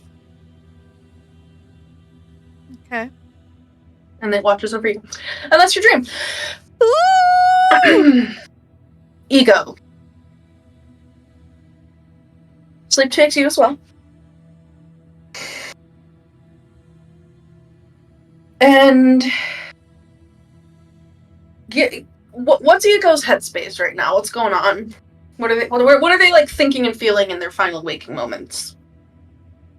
I feel better. Made some nice deals, made I think what is good progress. Had enough distractions that I've been in a generally good mood. Yeah, I was thinking about what spells I was probably going to copy, and I decided on them, but then I fell asleep before doing it. Okay. Yeah, so you fall asleep and you're in like a pretty good mood. And when you awaken, you find that you are lifting your head from like a table. Like you seem to have fallen asleep like on some sort of a surface. Okay. I gotta change some of this. It's happy. Yeah. And you look up and you can see that it's snowing all around you.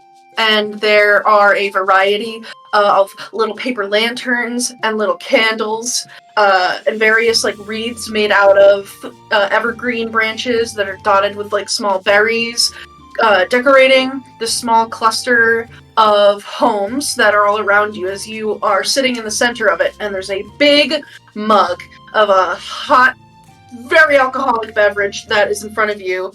And it seems like maybe you passed out, but you can hear chatter all around you as you see dozens of satyrs are all sitting around, talking, dancing, laughing. A lot of them seem to be like doing little crafts or like exchanging gifts with each other. But you kind of recognize this place.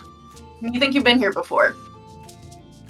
Oh my god, am I back in the little like village where Dawn's family was, but they're doing like Satyr Christmas?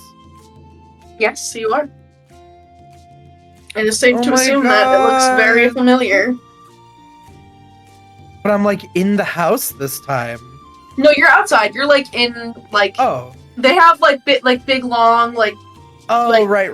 They have tables outside. because there's so many of them. Okay. I'm gonna just sort of get up. Maybe take that mug with me. That smells good. And like just walk around. See if Dawn's here? I've never seen Dawn in a dream, and Dawn says that he doesn't do weird dreams, but I'd like to see if he's here. Yeah. Roll a perception check. Sure thing. Good dice today? That's a natural 20. Nice, yeah. 22. You are pretty confident that you go in some of the buildings, there's like people in there cooking, you look all around, you do not see any sign of Dawn. Damn. You do come across a variety of people like wassailing, like they're singing to each other. There's like little carol. They have this family's so big that they can literally like have a choir, and like they have like people cooking and they're carving like little candles. They're carving like little winter motifs into them of reindeer, or like little satyrs wearing hats and things like that. There's some people that are having like a big bonfire. You are pretty confident that Don is not here, but you do see his family, like, and especially some of the members that you are more familiar with. That's right. What was the name of the young one that I had made a pact with? Let me pull that up. It was one of the sisters. Mm-hmm. Yeah, it was Urania. I don't think I ever added her. Hold on.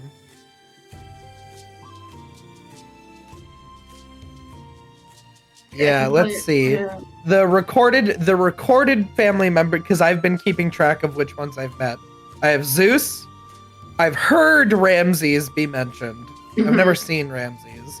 Euterpe, Calliope, Cleo, Erato, Thalia, Europe, and Urania is what I've got so far. And also I have a note that Erato is the one that was pregnant, because she had 5 kids, but she was pregnant. She was gonna have a 6th. Yeah. I think I want to try and figure out how this matches up timeline wise with the last time I was here. So maybe I will try and see if I can find Erato and see if she is still pregnant. That would probably be the best way to figure out if this is before or after. Yeah. We'll carry over your natural 20. This will be like my little gift to you for nat 20ing. You do find Erato. She is there with her gaggle of children. She has a newborn baby with her. 2 of them, in fact. Oh God, was it twins? It was twins, yeah. Or she seems to be there. That like girl with can never just push them out one at a time, can she? Yeah, and she's there like with her husband, and they're taking care of their children. And they work as like a team in perfect tandem. She and her husband are, and like as you watch them, you can see like one of her little like toddlers starts having a tantrum and is like screaming and crying because he wants to jump into the bonfire because it looks cool and fun. And she doesn't like grab the child or like scold him. Like she gets down with him and is like, "That bonfire looks really fun, doesn't it? And it's really sad that, we can't go and jump in it. But there's some other things that we can do instead. We can dance around the bonfire and still be close to it, but we have to make sure that we're safe and that we take care of our bodies. And fire can really hurt our bodies." And she's like a very good parent and is like, well... That's great. I guess ego, the great parent thing is still a newer concept, but like she is very patient with all of her children. So is her husband. And even like the 2 of them, like once the children like go off and like go to the kiddie table at some point, you can see that like her and her husband, despite having now 7 kids, like they are madly in love with each other and they are like deeply devoted to each other. He is extremely caring of her, especially because she is like in those first couple of months after having 2 babies. And he like makes sure that she's comfortable and helps her when she needs to like, do things like in the bathroom. Like he's very, very attentive to her. Yeah, well, you better be when you knock someone up that many times. And I'm sure that when I visit here again, she'll have another baby bump because they seem like they're not done yet. Do I get the impression at all that I'm moving through here unseen? Or is it just that they're all caught up in their own thing? Roll an insight check. Like, has any insight? Yeah, that's fair. 19. Yeah, so as you walk around, if you're about to cross paths with someone, you notice that they like get out of your way, like they don't like bump into you. But it kind of seems like you haven't really like interacted with anybody. And so your presence is they're aware of your presence, but maybe not like you specifically, if that makes sense. It's sort of like being a face in the crowd. Okay, yeah, that makes sense to me. Mm-hmm. God. Is it time to actually go talk to somebody? Well, I will also see if I can find Urania, because she's who I interacted with last time. So we have our little deal. Roll a perception check. She's hard to find. Come on, where are you hiding? Yeah, where are you hiding, girl? A 14 that time. Yep. Looking around in the crowd here, you don't see her. You even probably like climb up to the little rooftop spot where you met her last time. You don't see her up there, and any of the other rooftops that you're able to see from that vantage point, doesn't seem like she's up there. The snow was like pretty much undisturbed. Can't seem to find her in this area. All right. Ego was planning on seeing if I could utilize my dream time to copy my spells down and see if I could cheat the system. But Ego's so genuinely happy being here. I think I'm gonna try to take the risk and actually try to join in the festivities. Actually say hi to somebody or dance with somebody. Yeah. Let's see. Probably gravitating towards one of Dawn's family members that I at least recognize by name. But if someone comes in between, that's also fine. Mm-hmm. Yeah, so you can see a couple, obviously, I mean, all of Dawn's siblings are around. But the people in his family that you notice, you can see that Nemazine, his mother, is there. She actually has like her own little like table, almost like a booth, set up on the side, and like occasionally people come in like one-on-one and speak with her, and sometimes she'll bring in like a second person. And there's actually like a couple people here who are not satyrs that seem to be like specifically going to where she is to speak with her like one-on-one. You can see that Dawn's sister Euterpe, who is twins with Thalia, is dancing amongst the group, and she's very much like the star of the show, and like commands the presence because she's very good at that Irish step dance. And she is there. It's actually probably her and Thalia are there, like performing one of their dances for like the whole family. And you can see that his sister Cleo, who is triplets with Erato and Calliope, is like posted up at a table, and she has like a bunch of like papers and like notebooks all around her, and like a pot of ink and like a quill in her hand, and she like goes to reach for a piece of paper, and the pot of ink like spills, and she's like very flustered and is like picking all things up. And like, you know, at some point Zeus like brings her a plate of food and like chats with her for a little while, and she is like holding up her papers, talking about like what's there and stuff with him, but then goes back to writing on the papers.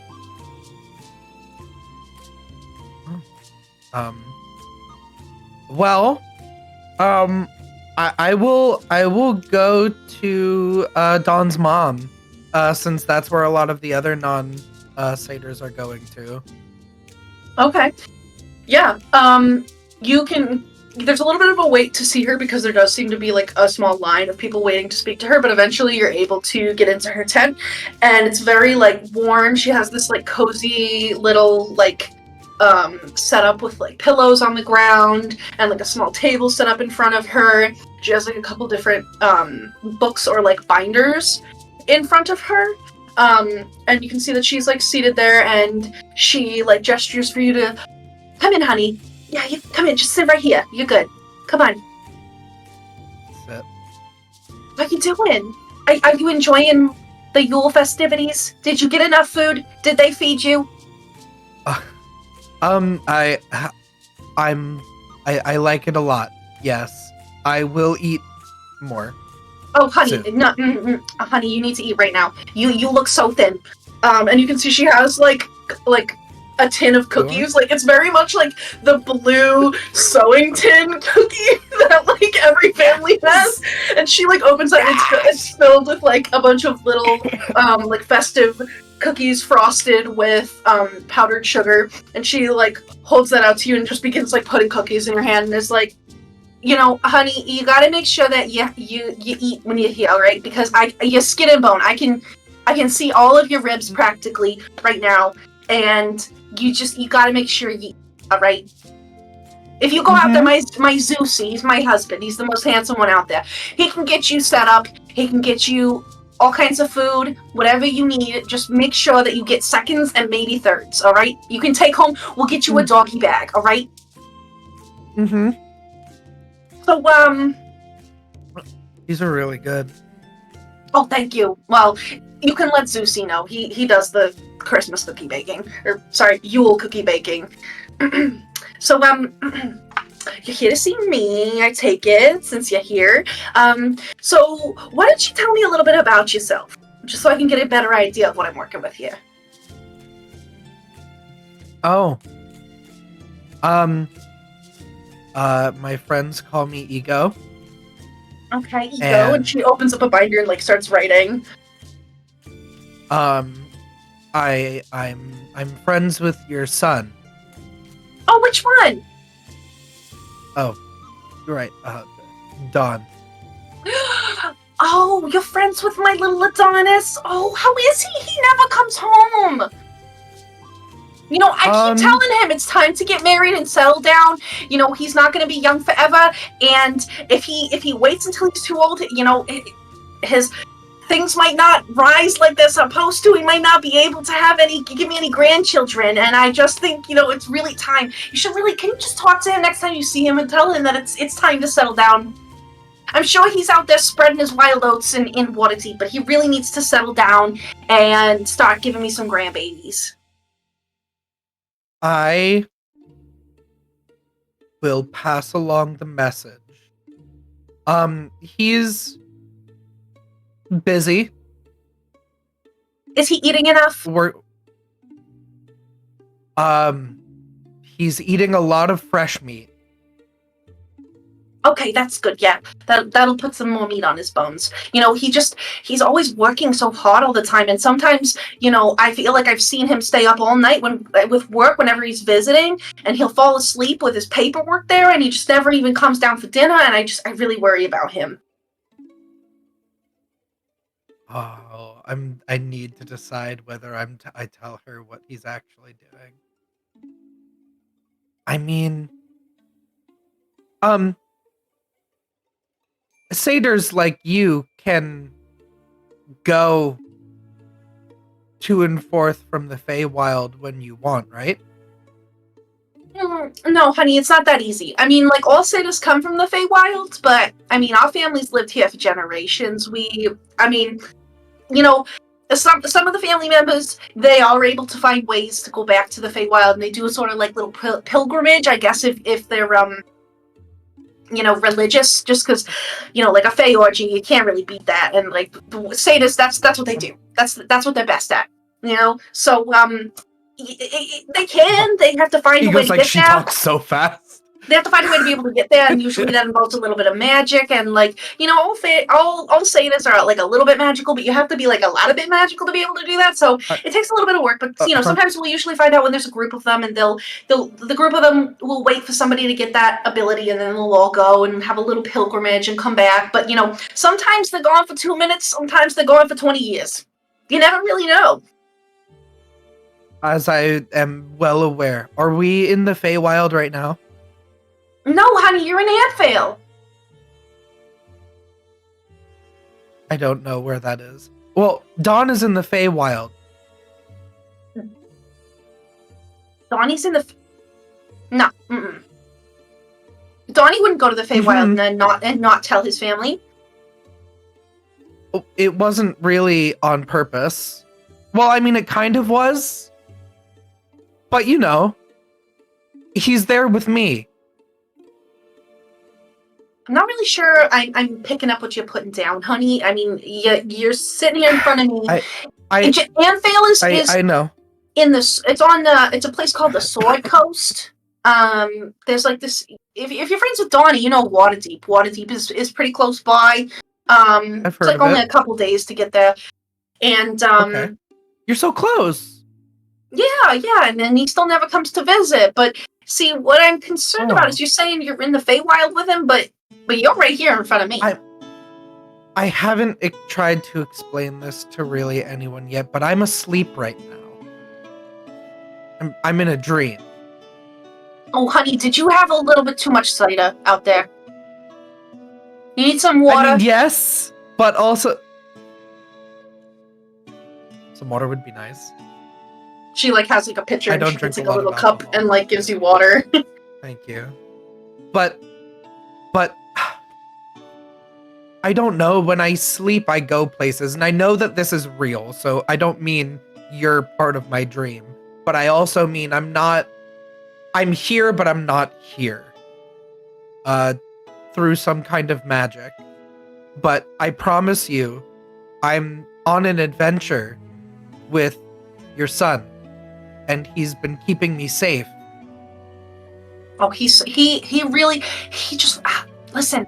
This is why I keep saying he's really got that paternal instinct. He's had it in him to take care of others ever since he was a little boy, and it's just in his nature. He's just such a hard worker, and he's a really great caretaker. Even if it's a little bit weird sometimes the way that he does it, but I know it comes from the love in his heart for his family. So I'm glad that he's taking care of you. Is he taking care of himself? I mean, he complains a lot, but he's doing his best. Just be honest, that's just what he does. Well, but I know you, of course. And I know a lot of your family. I've heard about a lot of you. He talks about us. And I hear he does. Yes. Well, my baby boy. He's been very good to me. He's made sure that I stay safe and protected me because we're on an adventure in the Feywild right now. Trust me, we are. He has armor and a sword, and we've been fighting monsters, and we've been fighting witches. Roll a persuasion check. I am proficient in it, and I will be adding a d6.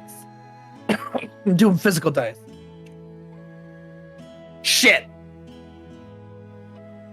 D6 help me. 11, 12, 13. It's only a 14. So she kind of looks over and I was like, I'll buy, honey. I hear ya. You're on a little quest. Wait. A little adventure. Wait. Kristy. Which one of us has the book from Yarn Spinner?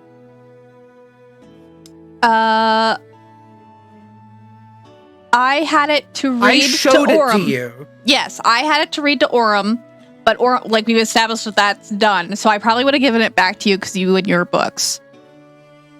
Okay. Wait 1 second, ma'am. I'm gonna go into my book bag. Do I have Yarn Spinner's book of our story, The Wild Beyond the Witchlight? Yeah. I'm gonna take it out, and I'm going to say, it's all in here. He has his own chapter. And I don't know for sure, but it might still be being written. If you want to know what Don is doing when he's not here, it's all in here. I didn't know you were a writer. Are you and Dawn writing a book together? You need your mom! You need your mom! You're so upset all the time. And she begins to look through it and is like, wow, what an incredible story.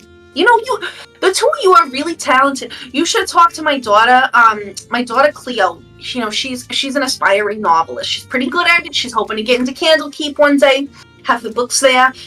This is a really good story. Good job. You guys are so creative. But it's true. It's happening right now. He's trying to find something that was taken away from him by a witch. You're his mom. I'm starting to learn that when you need someone, you should maybe ask your mom, as long as it's not mine.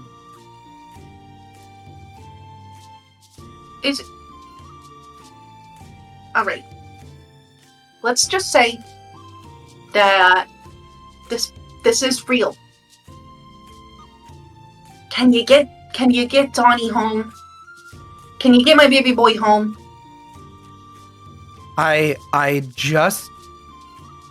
He's not gonna want to leave until he finds what was taken from him, but I just learned of a password to a fairy circle to bring us back to the material plane. Oh, so then you've got the transportation covered. All right, that's no issue. You know what? Actually, if Donnie really is in the Feywild, just if he meets somebody there, he is more than welcome to bring them back. And actually, while I have you here, I've been taking some notes, and I'm kind of like listening to the way that you talk, because this is kind of like what I do. And I just think you're really creative, and you come off very, very serious and kind of like guarded here, but like I think you have like this really tender heart. You really seem to care about my son, and he's single. And I don't know if he's told you about what I do, but I'm a matchmaker. I'm here to help people find their life partners. And I think maybe maybe you're friends, and I don't want to mess up that whole dynamic. I don't. But Donnie he's very driven, and he has a lot of money. If you care about that kind of thing, and he can be really stern. But he has a good heart, and he loves his family. And I think that if you're able to be creative with him, I think that could be really good for him. Really bring him out of his shell, get him to appreciate the arts more.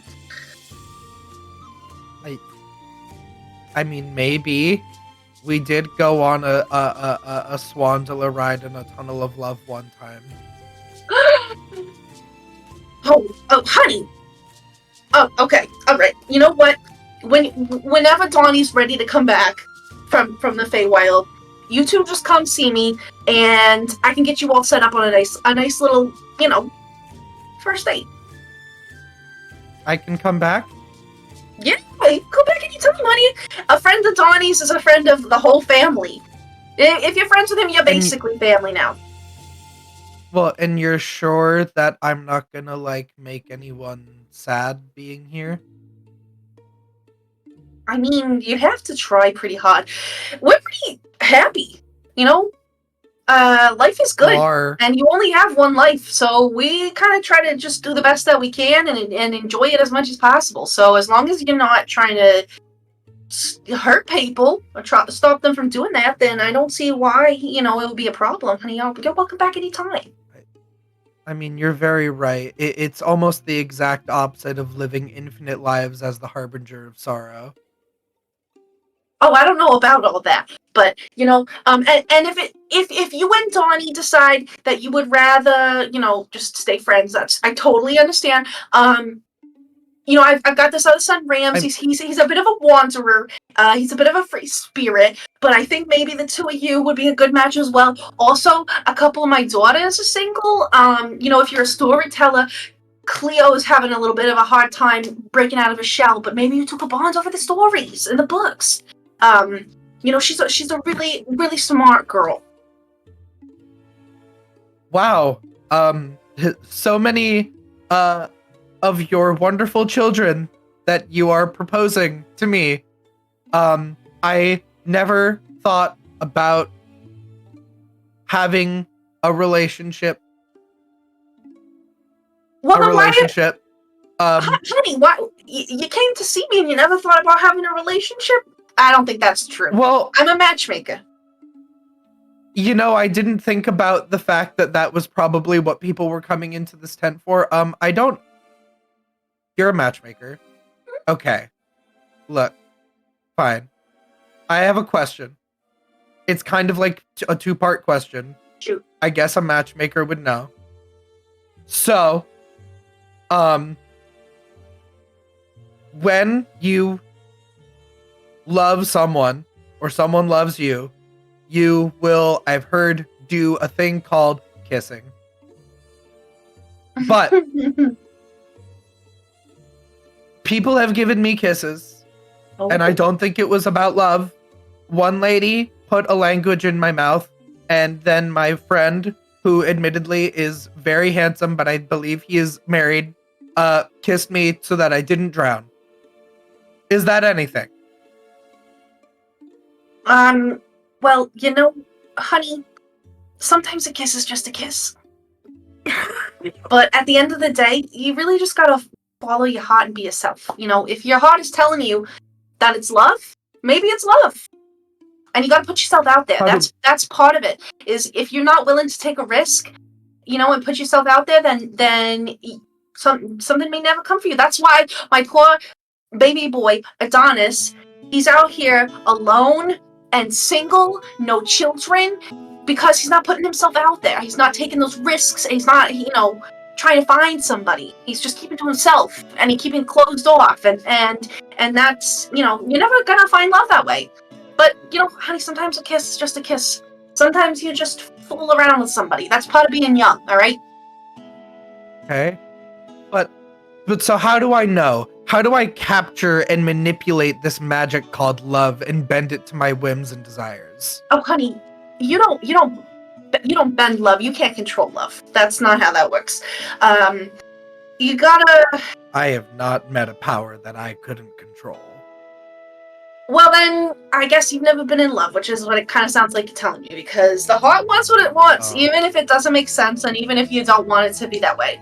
And a lot of times, your head and your heart, they're conflicting. But a really important thing in our family is that we always just follow our hearts and do what our hearts are telling us. Because at the end of the day, you might think you know everything that's going on, but you don't. And in your heart, you know what's gonna be good for you, even if it doesn't seem like it makes sense. You just kind of feel it. Okay. Some people, they feel butterflies. Some people get really nervous, or they get like sweaty palms, or maybe their voice cracks a little bit. Sometimes, it's a really good tell.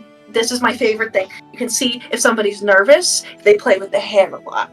Because it's like a comforting thing. Because when you're a baby, your mother, goes and pets your hair and everything. And so it's a comforting gesture for a lot of people. They just go and kind of pet their hair.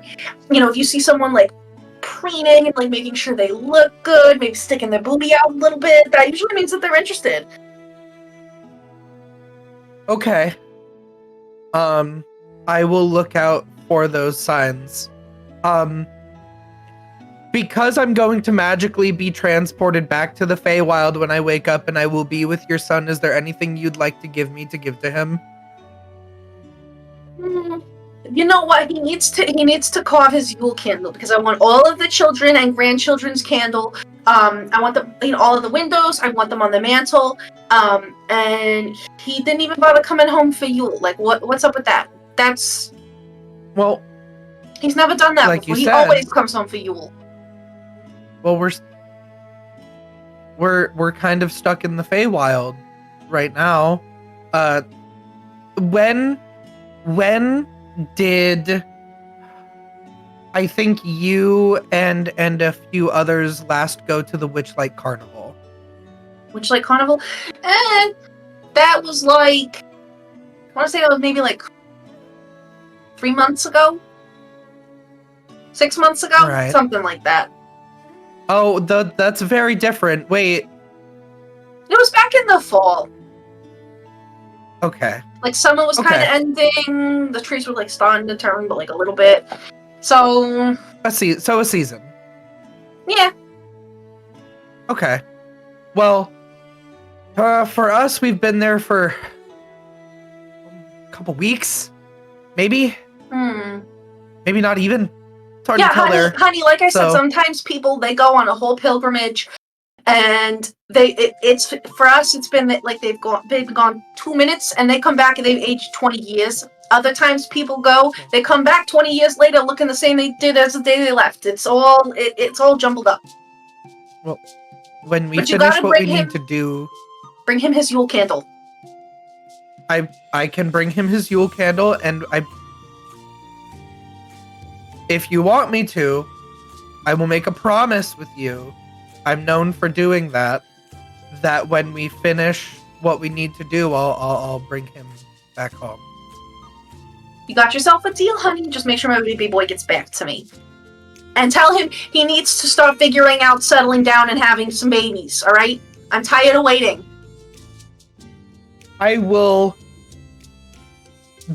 pass that message along, but I cannot influence what he does with that information. Deal? She'll shake hands with you. And then she'll be like, alright, I'm gonna take a break. Come with me, honey. I got all your stuff down here in this notebook. And if I find anybody else that I think is gonna be a good match for you, next time I see you, I'll let you know. You have an address that you want me to send an email to? I can send a couple profiles. I've got some illustrations of some of the folks that are looking for love. Well, I might fall asleep and come back here again, but I don't really know how much later in time that would be. Do you want to keep that book so that you can keep up to date with what maybe we're doing? Well, I mean, if you're not writing in it, how's it? Wouldn't you write it and then bring it back when you've written more? Well, it's our story. I didn't write any of that. Oh, Donnie! I just lived it. Donnie wrote. Did you transcribe it? He wrote it for you. He's really good with his letters and numbers. It was magically created by a giant spider in the Feywild. All right. I just feel like I should never lie to you. That's good. You should always be honest with yourself and with others. I'll keep it if you want me to. I can keep it safe. I can let people know that you're an author. Well, I at the very least would like to run a little experiment with it. Maybe next time I come back, I can find you, and if there's more written in it, then we know that it writes itself magically. Otherwise, next time I come back, I'll take it and update it. Okay, I'll keep it safe so I make sure nobody else writes in it. Okay. We got his candles. It's over here. And she'll take you over to one of the tables that there's a bunch of basically white pillar candles. And she hands that over to you with a couple basic wooden little picks for carving the candle. She'll hand that to you. So Donnie needs to carve his Yule candle and bring it back here for the family. It's really important. He knows this is one of the traditions. Though why he wouldn't just wait until Yule was over to go on his little trip is beyond me, but I guess, can't really control time in the Feywild. That's just kind of how it is. Just bring him home soon, alright? As soon as I am mystically able to. Alright, honey. You make sure you go get some dinner. Like I said, we can get you some doggy bags set up. Feel free to have a couple more drinks. I think you maybe had enough, but if you want to have a couple more, nobody's gonna be mad at you. You can dance. I'll take as much as I can hold, because right now we are in a cave and we are having to hunt for our food while hiding from a dragon. What? Adventure. I'm gonna have words with that Adonis when he gets back for getting himself all mixed up in these crazy shenanigans. It's mostly our fault. He didn't want to, ma'am. I promise. We really made him. Well, you know what? I'm sorry. Adonis is a grown. I call him my little boy. He'll always be my little baby boy. But at the end of the day, Adonis is a grown man, and Adonis can make his own choices. And that's why he sometimes doesn't make the best choices, like not getting married yet.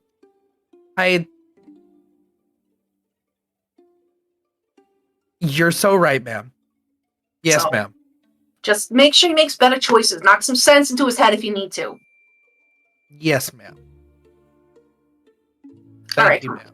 They're Can I gonna keep some cookies? yeah, you could keep the whole tin, all right? And we're Okay. gonna get you set up with some stew. We're gonna get you some potatoes. Okay. Come on. Okay. Zosie, where are you? You could And put she starts sewing. like, You could put sewing materials in this. This is nice. you know what? I have so many of those filled with sewing needles and thread. It's so useful. And she's like calling out for her husband, and eventually he's like, comes out of like one of the houses. They'll get you like set up. They like feed you until you are like fit to just explode. Oh. And then they like you get like kind of pulled into dancing as long as you don't like aggressively say no. And you're getting like jostled. People are throwing you around because it's like Seder step dancing. They're jumping. Like it's like popping. Oh hell yeah! I'm feeling the Yuletime gay. Yeah. But then eventually, the festivities get a little exhausting.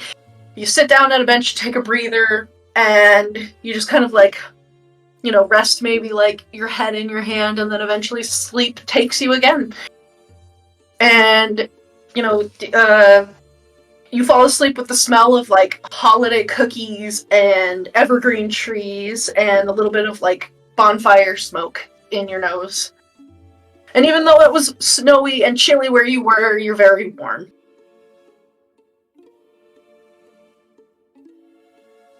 Dawn.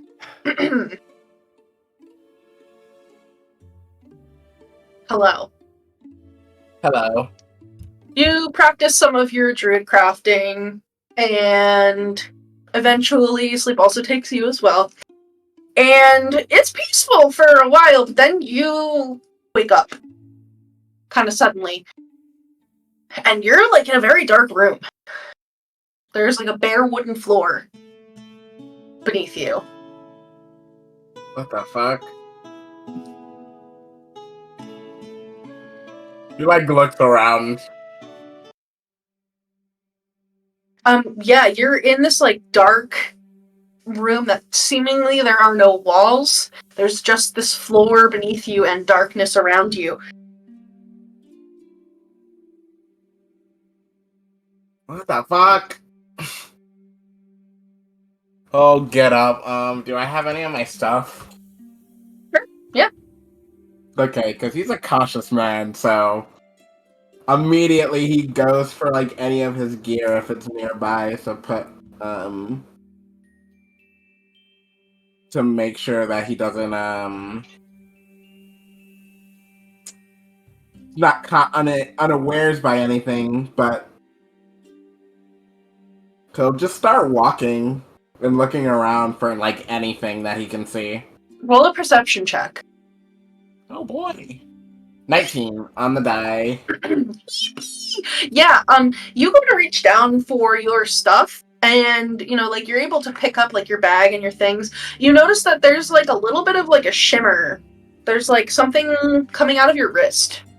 And you look down, and you also notice that there's, like, a sort of shimmer around your, like, ankles, your hips, your elbows, your shoulders.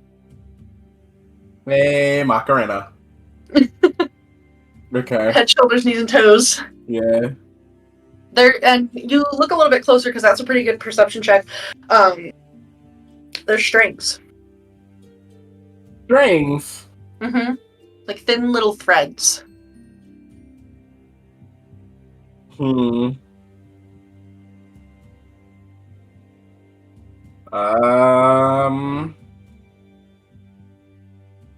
He will pull at one. Yeah, you can pull at one. There's a little bit of give. But it doesn't seem to, like, it doesn't, like, pull free or anything like that. Yeah, do they lead off anywhere? Up into the darkness. Just, huh. What is this? He's just gonna call out into nothingness. There's silence. God.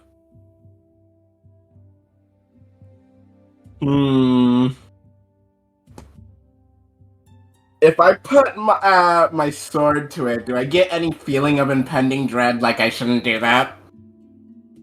You like put your sword to it and you feel pain. Like putting the edge of your sword up to like that one of the threads, say like coming out of like your knee or like your wrist. It feels like you're cutting into that body part. Let's not do that.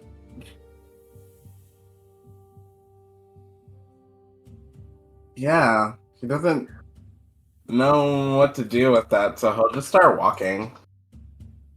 Yeah, you start walking. Roll an insight check. Oh boy. Okay, not the best at these. Let's see, what have a bonus to it at all. Adonis. Insight. Yes. 6. Yeah, you are just walking in darkness and you don't like notice anything out of the ordinary. But these strings, like, they stay attached to your joints and like they move along as you move along, and it is dark. It is a little bit cold. You are alone. And you feel hungry. Wow.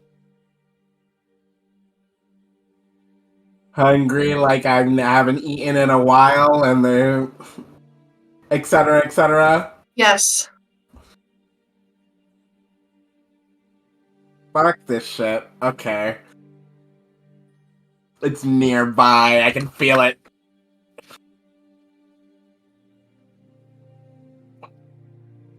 I think just with that, he's like trying to follow that feeling, you know? Mm-hmm. So he just takes off running in whatever direction he feels like it gets stronger in. Okay, yeah. Roll me a dexterity saving throw. Oh boy. Oh boy, I'm good at that. 18, 17 plus 1. Yeah. As you're running, you feel that like these strings or threads are almost like tripping you up, but you're able to like jump over them. You're pretty good at things like that. You don't get tangled up in them, and you run for a while. But you follow that feeling, and then eventually you can see that there's like a small shape in the distance. There's like a little pile of like blocks. I'm getting there. Yeah, you get there and you can see that there is this like cross made out of like flat piece of wood with a bunch of little pieces of string attached to it, and those pieces of string connect to like all these like little wooden blocks. What the fuck? I've been saying that a lot, but I don't really get any of this shit. I bet Ego would have some sort of fuck-ass metaphor.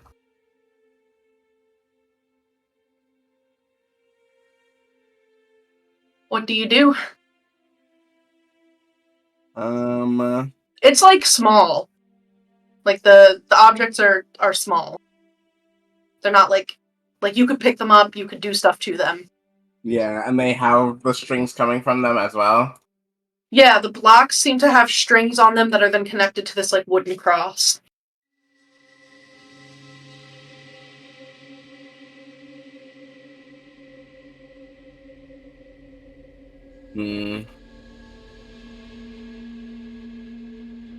I'll just start messing around with them.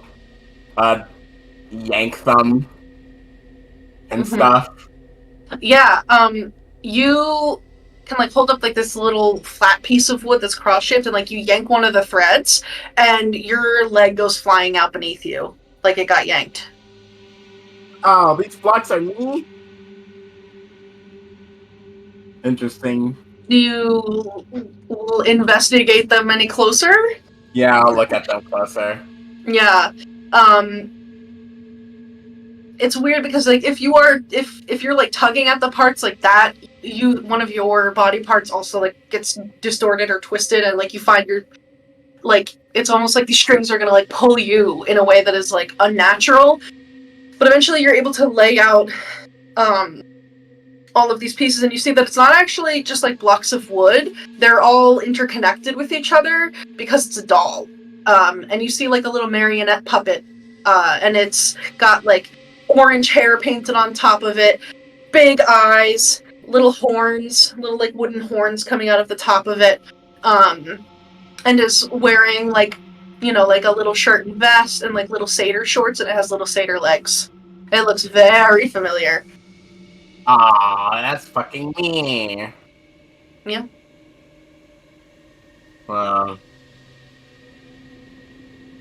Damn.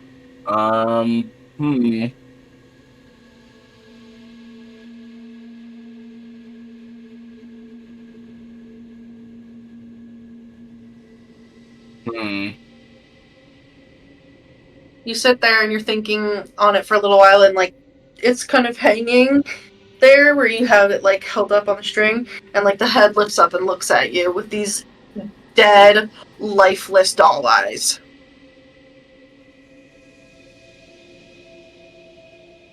I don't know what to do. He probably just says that out loud. The head cocks and looks at you. And then one of the arms reaches out for you. I'll grab it. You hold its little wooden hand. Yeah. What's your AC? Pretty high. 23. Okay. Well, technically 20... If I'm not using my shield. That's true. It's 20. Let me check something. Okay. Okay. Wait, okay, so does a 20 hit? Yeah. Okay.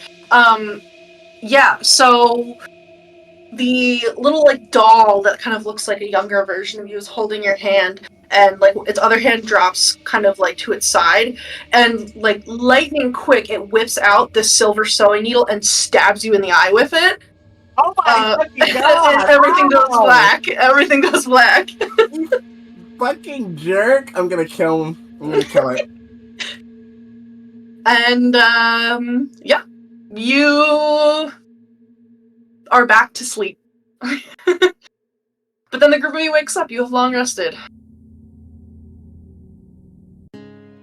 It What is the fuck? still that kind of like 5-6 p.m. time of day.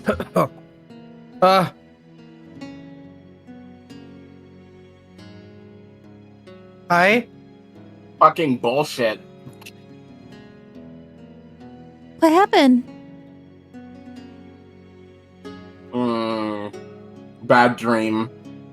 Oh, I'm sorry.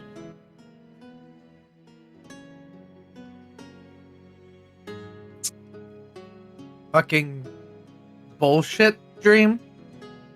Yes. Do you want to talk about it?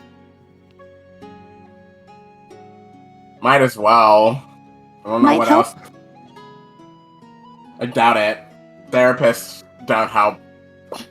He crosses his arms. What happened in it? He'll basically go over the gist of the dream.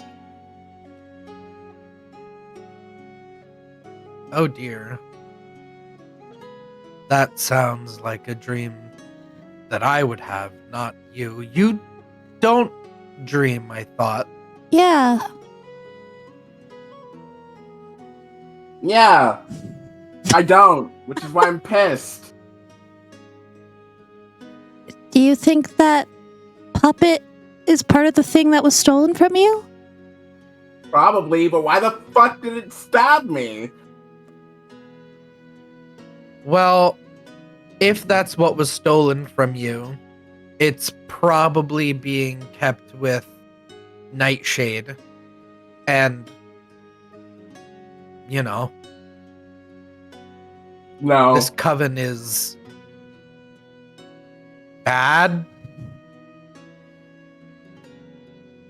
Wonder if she was controlling it?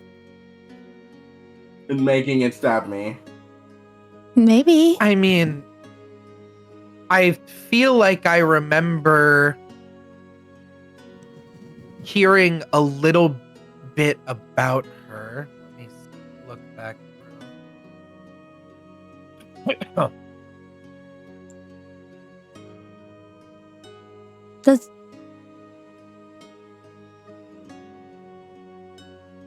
But you said when you tried to cut your strings it hurt, right? Yeah. I'm guessing that they're connected to the doll or something. Yeah. Yeah, that sounds right. It sounds like puppetry of a sort. Strings pulling and manipulating bodies and people. It doesn't sound out of the realm of witch's magic in the slightest to me. Mother, though she didn't do it often, I mean, it is not unheard of to be able to take a part of someone and use it sort of as a surrogate for the person in their entirety. I do it with my hair, with my nails. I can appear or look through them from vast distances because it's a part of me and we're connected. So I think it's probably something similar, but someone else is holding the strings in this case. Your mother would make puppets. Yeah. I couldn't remember the name of them off the top of my head, but yeah.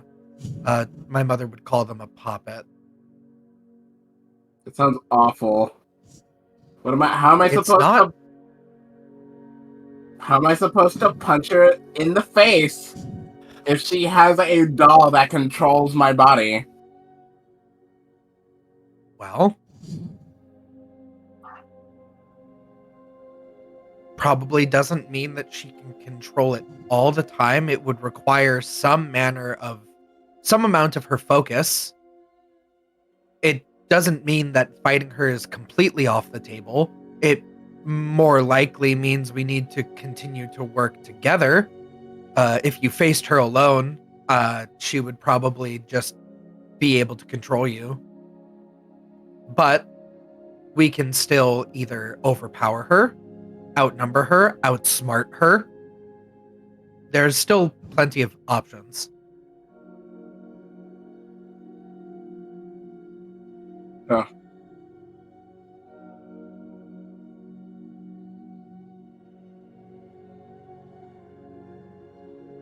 He I have crosses something his arms.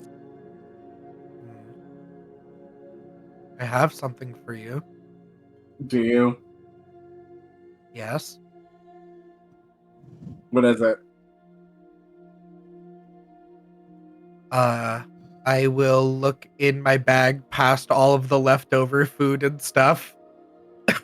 I'll take out the cookies and the Yule candle. Yep, you got them. They are Kinda. in your bag. I like put them next to Don since he's kind of like head in his hands right now, and then like take a few steps back. Yeah, and Don, like, you instantly recognize the kind of cookie tin that your mom likes to use when Zeus makes Christmas cookies, because she can then like put all of her little treasures and sewing supplies and things into them. Yeah. And you're also very familiar with the Yule candles. It's a tradition that your family has had since you can remember. That they'll carve like their wishes and hopes and like good things into a Yule candle. How did you get these? Well, you told me to give myself better dreams to think of your family, and it worked. Perhaps better than you thought it could. I've seen them. I normally didn't talk to them, but I figured it would be good 2. These were from your mother. She did tell me to tell you all of the classic things. You should get married. You should really think about having kids. I made a promise that I would at least transfer the message over, but more importantly, she didn't want you to miss Yule, so she gave that to me to give to you. They're celebrating it right now. We've been gone for a couple months. A couple months? It's Yule. So like 4 or 5 months have gone by. You gotta be fucking kidding me. 5 may be a bit too much. It was still we were a So bit like 4, into fall. yeah. 5 is 3 or 4 months. that Four- is too long. Don, four sounds right. You have a Yeah. good idea of the calendar and like the timing of when you went to the carnival versus when Yule would happen is about 4 months. Yeah. 4 Yeah. months is too long. Yeah. I mean, we have a way back to the material plane now. The pixies I turned to, Aurum and Clover. And the pixies told me of a mushroom circle that we can use and gave me the password. It will take us back to the material plane, but we're not done yet.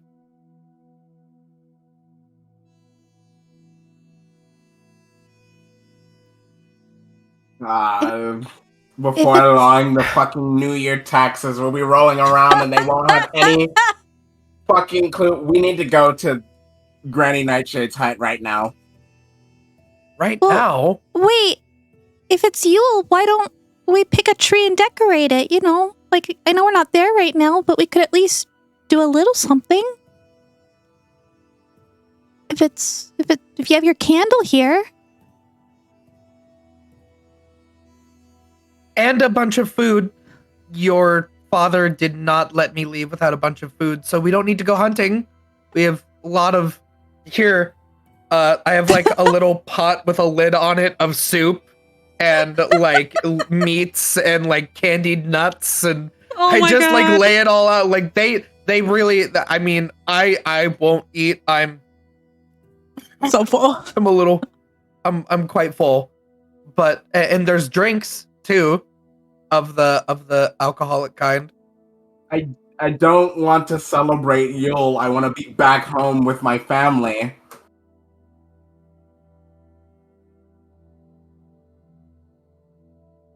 I'm sorry you're missing Well- Yule, Dawn.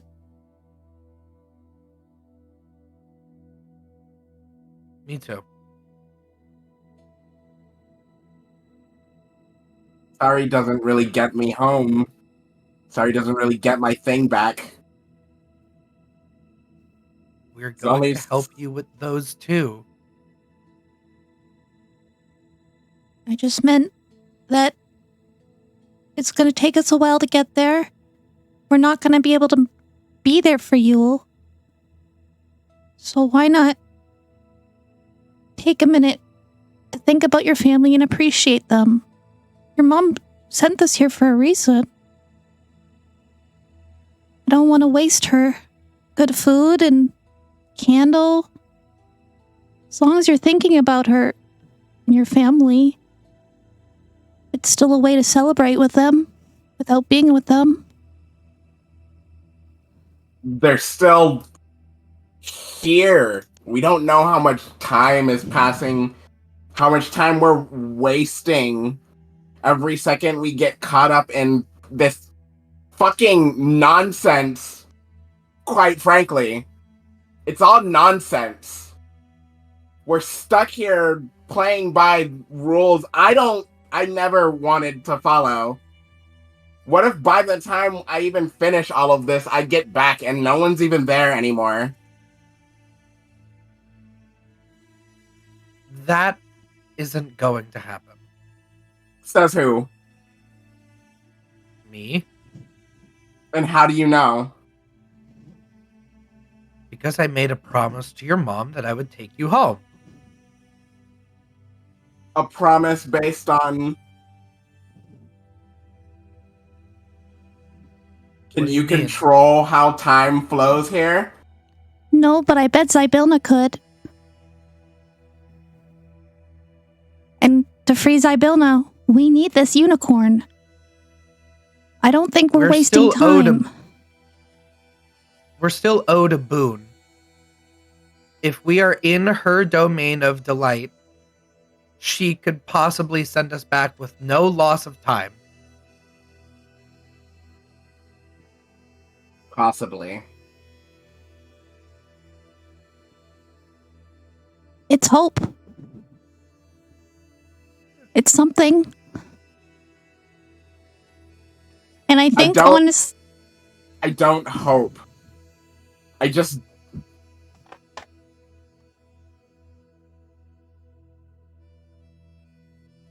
All of these things that you guys speak about, hope, faith, believing in the heart of the cards even, or whatever, roll of threes, none of that makes sense. That's life, though. A lot of it doesn't make sense. It did. Even back on the material plane. No. It did. I remember. It really didn't. Well, I had it all figured out until I came back here. And you were really lucky. Said that you came back to the Witchlight Carnival because you knew that something was missing. Something was missing, but nothing was wrong. And now I'm here, where everything is just constantly wrong. Under her breath, Clover is like, welcome to my life.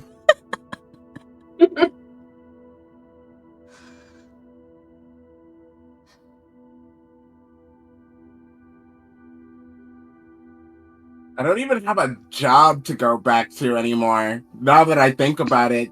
4 months? You're smart. You can get a new job. A better job. Work for yourself. Doing what? Flipping burgers at the yawning portal? I don't know So what that specific. means. That's so specific. I don't think Clover knows what that means either. Yeah, Clover's a country bumpkin. Yeah. If she celebrates Yule, that's like the backcountry, like midwinter solstice version. Oh yeah. Oh Look. yeah. Look, I'm not a person that deals in happy platitudes either. I don't really get hopeful. I don't really get all misty-eyed about all of the whimsy. I just go with what I'm feeling in the moment. That doesn't make sense. I never said that it did. It just works for me. I'm not trying to be happy-go-lucky. I'm not trying to wish upon a star or anything like that. I'm taking one step forward like everybody else. I'm not saying that you have to be happy about it. I'm not most of the time. I have my moments. But we're here. You would normally be the first one to say that there's no point in complaining about it because we have a job to do. We'll get your thing back. We'll free Zybilna like we said we would. We will call in our boon, and we will go home. And we will have left with more than what we came here with. But you should carve your little candle.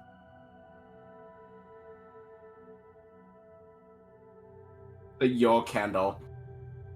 It's not a little candle. You should carve your... Well, I was going to say something meaner. Then I didn't. You should carve your Yule candle. You should eat your mom's cookies. Your dad's cookies. Sorry. My mom. Look, whatever. Sure.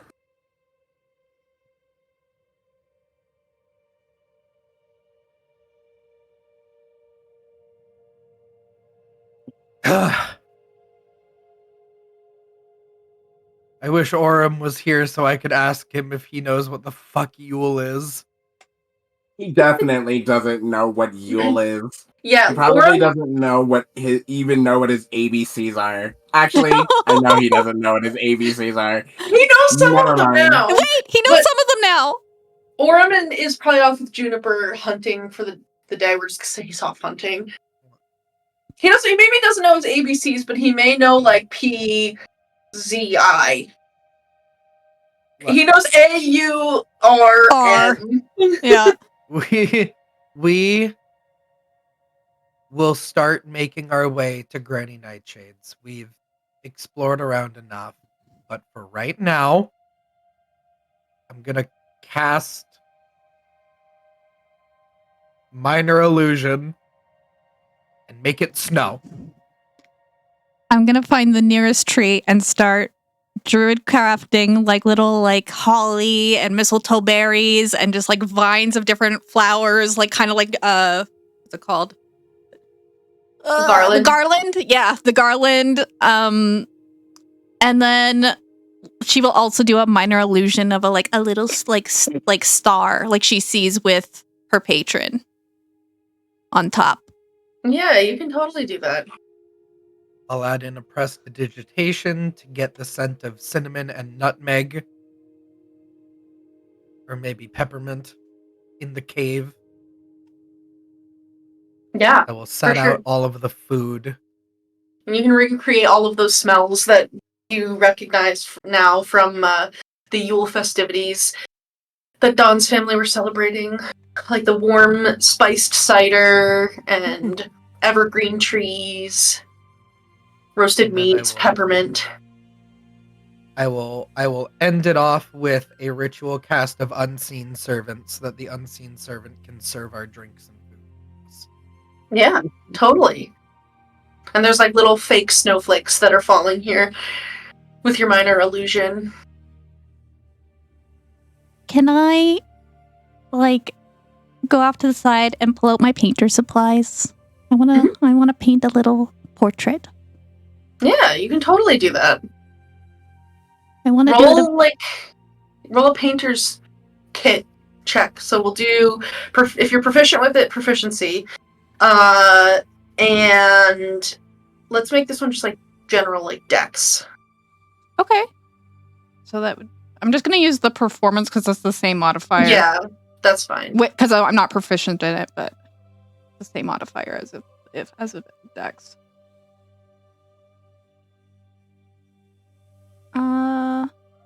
Yeah. Oh, I'm gonna use my curse luck stone. Okay. I'm gonna use my curse luck stone. Fuck this. Okay. Oh man, I gotta pull that item up. I gotta pull it up. I'm gonna use it for advantage on one ability check of my choice. I'm gonna roll real die. Yeah. Yeah. Okay. Oh my god. Thank God. So that's 18 plus 5. Okay, yeah. That is a 23, I think. So your next two ability checks are made with disadvantage. Yep. But like you take this little hag stone, it's like this like a river stone, and Ego gave it to you. And it's like round, but there's a hole it's not carved, it's like naturally worn through the middle of it. And this is like the luck stone that she gave you. And you like hold it and you're like, oh my god, like I want to do a really good painting. And you take some time and it turns out very good. It's this cute little like this cozy winter scene. Oh, I was actually gonna make it of his mom and dad. It is a winter scene, but it's mostly like a portrait of his mom and dad. And like in the background, there's no details, but you can tell it's other members of his family, but just like their vibes, but not the details. like in the background in the snow, probably having like a snowball fight or something. And then I will go give it to Dawn. Yeah, it's probably like, I would imagine it's probably his mother and father, and they're like kind of dancing, like holding hands and like kind of like jumping in the air, and then there's like fun little winter festivities in the background. But Clover takes like maybe an hour or two to do like a quick little painting, and it's good for the time that she took, but like you'd have to take like the day if you want to do. I think like, I will take painting. I will give the day. I will give the day. Okay. For as long as we're here. Yeah. Clover will spend the remainder of this day then painting. So if you guys have anything that you want to do, you can, but she's like posted up and she's not ready to leave yet. And I'll ask Aurum to like see if he can find tracks of the unicorn while I'm doing this. Okay. Yeah, he goes out for like a few hours and he cannot find any tracks. Oh, buddy. Oh, we need I this will unicorn. be copying spells, which is funny because that's also drawing. Okay. Dawn, are you gonna carve your Yule candle? Yeah, he is. What are you carving it? Your family, like a lot of times, they would do like little winter motifs, but you know, like if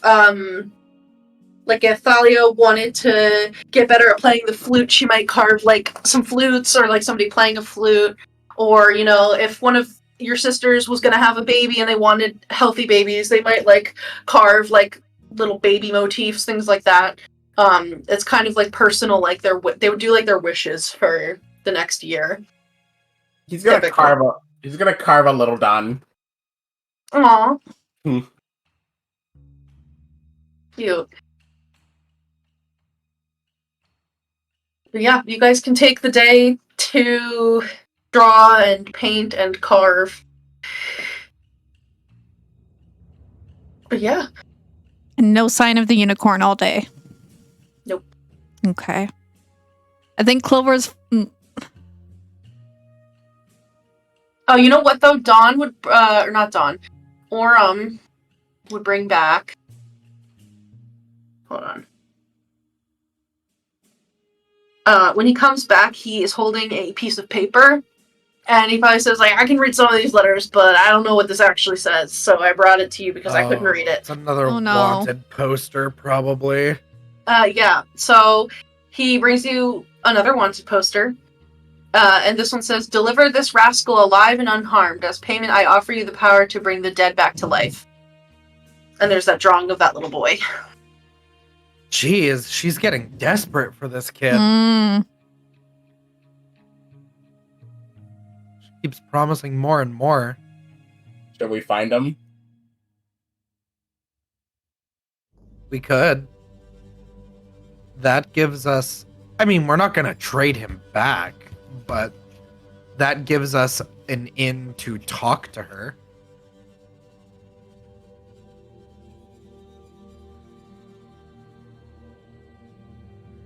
The chat right now is so the server chat happening, the discussion here about time dilation that I'm watching unfold in real time. And I can hear both of you, like, how you would say these things in my mind. Clover will waddle up to Dawn. He goes like, I've lost years. I'm quite sure. So it's sort of like, But yeah, Dawn, as you're kind of wrapping up your candle, Clover approaches you. Hi. Happy Yuletide. I'll hand you the portrait. Yeah, he'll look down at it. Thanks. You're welcome. It looks, I mean, it for a painting that she did in you know, just this day. 4 or 5 hours, yeah. Yeah, it's pretty good. And, you know, I think, like, Yule is not something that they celebrate in Waterdeep. Like, it's very much, like, a little farmer, like, rural holiday that, like, they really only celebrate, like, back home and in some areas there. So, yeah. you know, it's, like, a holiday that In Waterdeep, they don't really do that. Yeah, he says thanks. I appreciate it. You're welcome. Ego, since it's been about the amount of time that Ego would need to copy the 2 spells. Yeah. Ego first copied Comprehend Languages, which is a very, very nice rendering of the bear in the scriptorum, surrounded by books with like a little floating, like glowing book above their head, kind of enlightening them. And then they were going to do Cause Fear, but because of that dream, they switched to Charm Person, and this is a drawing as if the viewer is sitting at a long table with a bunch of satyrs, and in the foreground, Dawn's mom is passing the viewer a mug of some kind of drink, and that's Charm Person. Oh, cute. I'm surprised that... Well, actually, no. I was going to say for Comprehend Languages, I'm surprised you didn't draw the Trader of Tongues, but I was like, there's a spell called Tongues. Never mind. That is my... I thought about it, but then for the same reason, yes. If I do the tongue spell, that would be a drawing of the Trader of Tongues, yeah. Yeah, that's cute. I like that. But yeah, the unending day is yours. Oh boy. What would you like to do? Well, we can either try and find a kid, or we can go straight to her hut. I'm sure if we find the kid, we'll have an end to the hut. And just because our plan is to beat the shit out of her and get our stuff back, and also take her little wind-up key thingy, he looks over at. It doesn't mean we can't get the bonuses that she's offering. That's true. Even though I don't have anyone I need to bring back to life. Wait, what? The offering of bringing someone back to life. The poster that Aurum just brought back says that, deliver this rascal alive and unharmed. As payment, I offer you the power to bring the dead back to life. Yep. Oh, girl, no. She just goes super quiet. Like, I don't think she realized, because Aurum handed it to Ego, and then when Dawn says that, she's like, wait, what? And then you explain that to her, and she just goes super quiet. Oh, she did. Out of character. She didn't die of, like, old age? Nope. Oh, girl, no! Oh, god damn it. You can't treat a kid for that. Oh, no. She won't, because there's a balance to things, but oh, damn, is that... Yeah, that makes her heart hurt a little bit, so she goes quiet. Her mom wouldn't want that! I know! Oh, no. Her mom technically isn't wanting anything because she's dead. Wow, so, oh my god. I mean, you're not wrong. Like that, if you think about it like that. She's not saying anything. She's not indicating one way or the other. She just goes quiet. Nah, Dawn. Yeah. If she was considering it, Dawn would be the type to be like, look, she's still a hag. Like... Yeah, right. Like Kristy knows there's definitely, like, that's not a cut and dry deal. That's sussy. Where would we look for this kid, though? I have no idea. Let's see. If they ran away from Loomlurch... I mean, we've been through most of the south here. Now, of course, most of it is a giant forest. Right. And but I know... what if they didn't run south? That's why I'm wondering if they went to what... Yeah. What if they went to what looks like a super cool walking treehouse? Yeah. I was already thinking north, so that would make sense. You have seen from when the first time you were all able to properly see it was at the top of the plateau there, but you did see that there was like a big walking tree that had like some kind of a building on it. So Kids do like tree houses, from what I can remember. We could use the cliffs to get a little bit of a lookout again, but we could go north. We could also possibly see if this mushroom circle is one of the good ones that would be able to take us home. Okay. Other than that, let's just follow the river again. Okay. We'll need to cross it again. Oh, yeah. But we'll cross that river when we get to it. we'll cross Yeah, river when we get come to it. All the while just staying hidden from a dragon because we're going to be going past what we think is its nest. Easy. Oh, yeah. Light work. Happy Yule. Light work. All right. So you're setting Well, then off? I guess we're going to start this new day with a hike. All right. And where are you trying to go first? Is it you're looking for a mushroom circle? I think Ego wants to get just a high point on these cliffs so that we can see where it is. Because, you know, I know there's a mushroom circle, but just to confirm that there's one there. Yeah. Everybody just roll me like a general athletics check. Athletics for favor. Sure. Don is like, I was made. Clover, you're at disadvantage because of the cursed luck stone. That's better. Yeah, 9. That is a 3 minus 2 for 1. 23. Okay, Aurum's is pretty good too. Clover, after a certain point, you have to just start flying. Fair. You're like, wait, why am I doing this? And Yeah, it's so fair. hard. Yeah.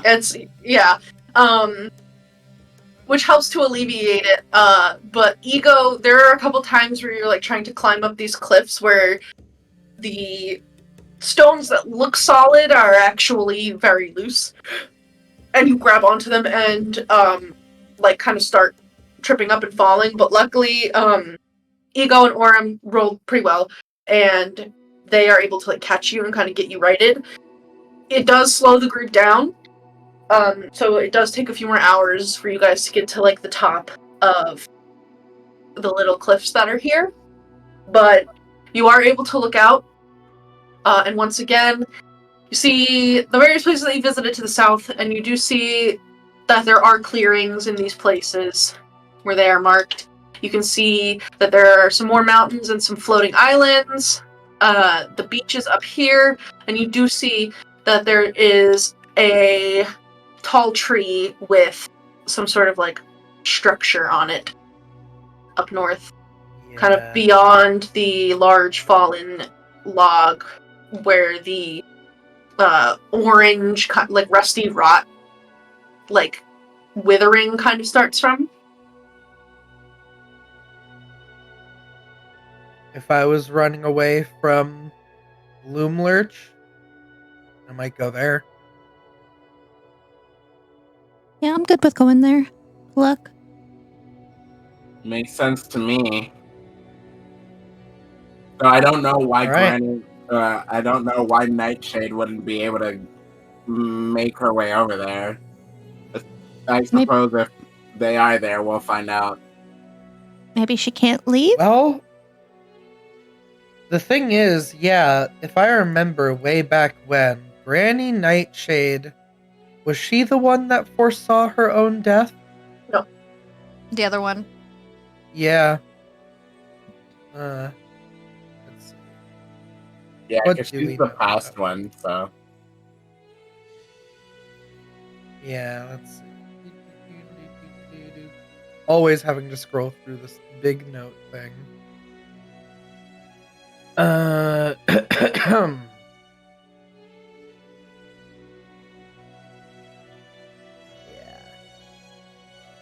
That's Moongrave, you're right. So let's see.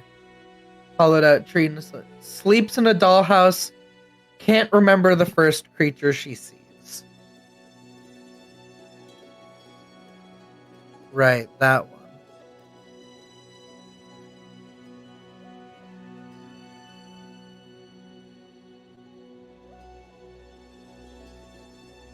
All right.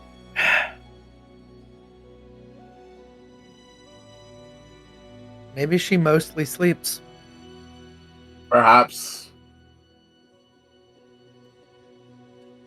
And yeah, it sounds like you might have been in the dollhouse. And she has a doll of you. Could be like a puppet. Ugh. All right. Well, what's a nostalgic thought that would get us to that? The tree or the mushroom circle? Or the clearing, I guess, technically. Well, The pixies would have told you that they're like, the mushroom circles are in clearings. yeah. Or something else. We could... I mean, we should probably think of a memory for both. Check the mushroom circle first. I mean, for me, I think about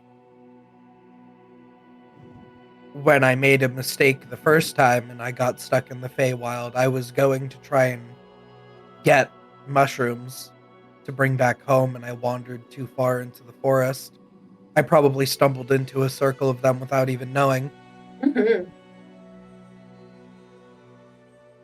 I was gone for a couple years, I think. I never knew.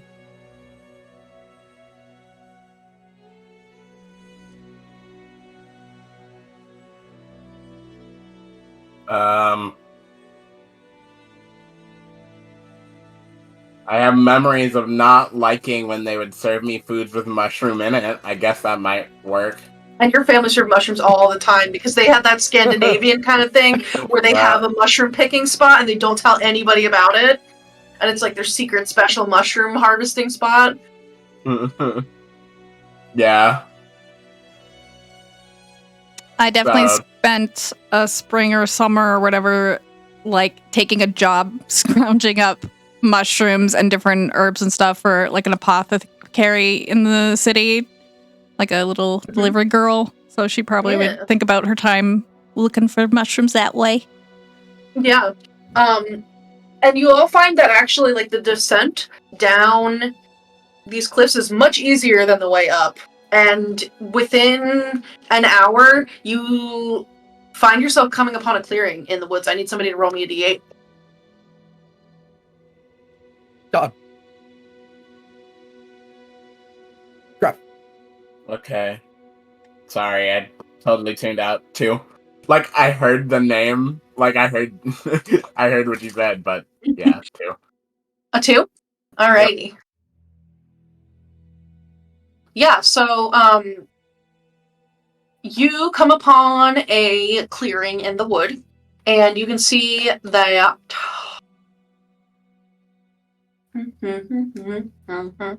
there appears to be this little grouping of like colorful mushrooms with these like multicolored striped and polka dotted hats or like caps. It forms this ring that is 20 feet in diameter, and there are those little toadstools are like 6 inches tall. And there's like some protection from like the thick canopy around that. They seem to be in this like perfect ring. You think that's it?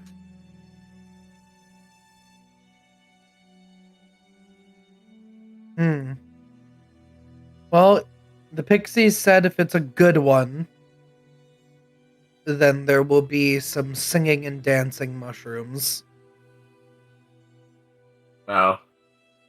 Oh. Probably not this one then? She has. Maybe they'll start dancing if we get close. We can try. I know that Nightshade has a mushroom farm. I overheard her talking to her... Well, I overheard her sister being told about it. So, just be careful. If it doesn't get super fun... Sorry, hold on. I have to be more ego for that. If it doesn't get super fun in a few moments, we should continue on to the tree. You got it. I have plenty of tree thoughts. Alrighty, so you're approaching the mushroom circle? Yeah. Yeah, you can step on up to it. And as you do, you can see these like little faces begin to appear on all of these mushrooms, like on their stalks. There are like 71 mushrooms here, and as you approach, like they all kind of like look up at you.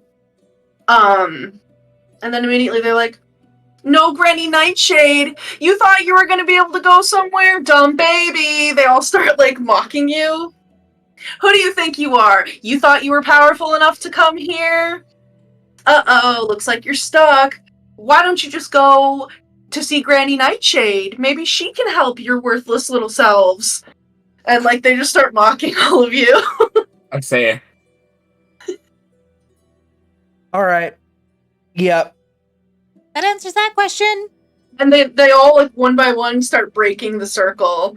And they're just like, losers! You're ugly!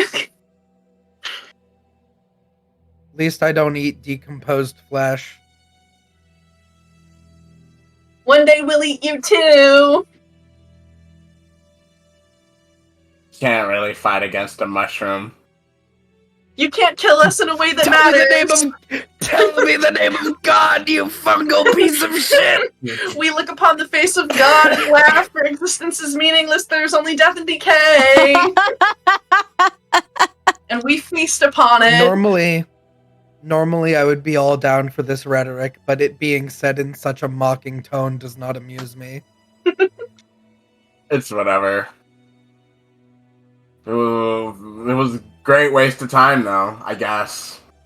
He crosses It was good to check it off. I guess we think of the treehouse. Yeah, we need a different memory. Ego covers their ears because they can't think with all of the mushrooms making fun of them. Mark. Bye, mushrooms. Bye, ugly! Bye, mushrooms. You guys suck! You're a bunch of losers! We'll forget you instantly because you don't matter! You're a bunch of bullies and you're not very nice! Good! Oh my god. You I should have told them. instantly... I know I did. I sure did. Look at me No one can standing up bully for me harder myself. than Dawn. No one can bully me harder than myself. It's fine. Yeah. I'm gonna think of, because my mom definitely made me with her own hands her like a tree house on our farm, because I was always like climbing trees and she'd be like super stressed that I would fall and hurt myself and was super protective. So she's like, okay, we're gonna fix that, and brought me up to a safe, reliable ladder that goes up to a tree house that was super safe and probably padded with a bunch of blankets. Yeah, and like you and your mom would like hang out up there sometimes.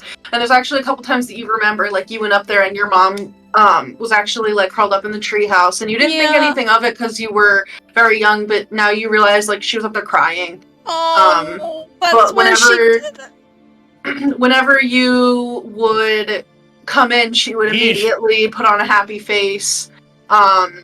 And she would spend time with you and play with you, like play dolls, or the two of you would like look out the windows and see how many birds you could count. Oh my god. I just realized something, like, because this is before she had her tent, like this is when they had their house. If Clover's making that connection now that mom went in there to be sad to hide it from me, Clover's remembering she did the exact same thing to her mom because she never wanted her mom to see her sad, because she said her smile reminds her of her dad. So she was always smiling. So the fact that her mom is doing the exact same thing, like, oh, that breaks my heart. Oh, mama. Yeah. Okay. That's what I think about.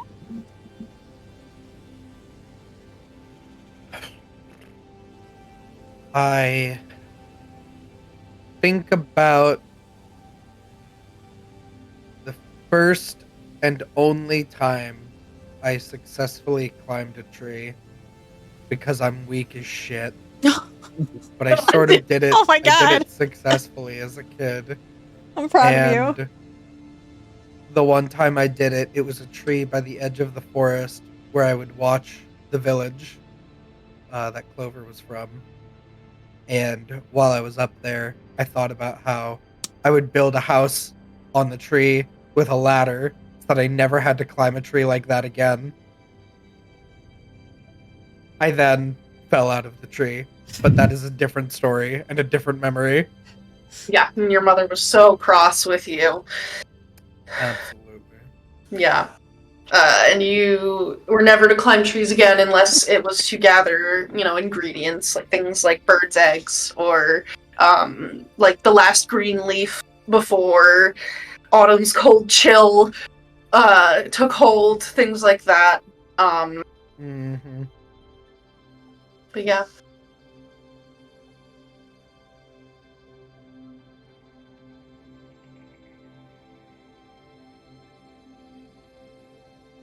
Dawn Tree? Yeah, he has plenty of tree memories. He thinks about literally every single time he's had to climb a tree to get someone else out of it, which made him really, really good at climbing trees. And like hopping across the treetops, because literally like every other month, one of his siblings, one time his dad got stuck in a tree and he'd have to go get them down. Would you have to go, Yeah. like, would they have kites and have to go get the kites so they get stuck in the trees? Yeah. Yeah, one time your dad got, like, very inebriated. Oh, no. And somehow, like, climbed up a very high tree. And, you remember that you and, Ramses, when you were teenagers, both had to climb, like, 2 separate trees on either side and, like, jump across. Because your dad was, like, too big for one of you to get down alone. And the 2 of you had to, like, fashion, like, a very rough pulley system out of ropes to, like, try to drop your dad down. But, like, he ended up kind of, sort of falling out of the tree a little bit, and broke his leg, which was to great distress of everybody else in the family. And they were like, why would you do that to him? Why would you break his leg? 'Cause he needs it to Seder step dance. But eventually everything was okay, and you remember one of the last times that you went to visit home, your youngest sister, Urania, is like a total adrenaline junkie, and she would pretend to get stuck in trees so that, like, someone would make you come out and try to help her, and then as you would get close, because she's so small, she would start jumping to other trees and turn it into, like, an entire chase. And she enjoyed it very much. Oh my God. But yeah, so you continue your trek through the woods. Oh no, I'm stuck in this one now. Oh no, now it's this one. Yeah. The passage of time is a bit strange. It's when there is no nighttime, it's hard to know when to feel tired, and so there are some days where, like, you guys will, like, go for a really long time and you're not tired because you haven't had a proper day, your body doesn't know. But it doesn't feel like it takes you too long to travel through the forest. You feel like you're making a pretty good pace. And eventually you can see that there is this big tree, pretty close, off in the distance, but, like, it's reachable there. And then let me switch this.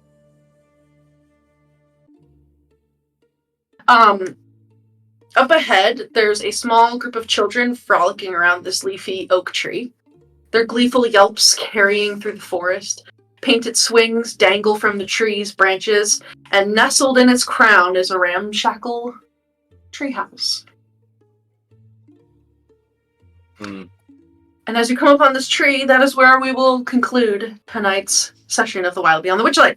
Hell yeah. GG. But thank you to my players. Make a Yule wish. Yeah, make a wish. Make a wish. I wish for more old men on my doorstep in 2024. God. Nice. Well, hey, Oh. despite that, thank you, as always, to my players for being here and hanging out and having fun, telling cool stories. Thank you to those of you watching now or in the future for joining us. We're happy to have you here. Thank you to Little Dragon Corp and Cardboard Castle Games for sponsoring us. Thank you to Sirenscape, because you have cool music, and so does the Suncraft bot for Discord. We use a mix of both across our series thus far. But yeah. Anything else anyone wants to say? Good game. Good game. At this Good point game. in time, we are planning on likely taking off January 25th, so not next week, but the week after. So you can join us next week for the Wild Beyond the Witchlight.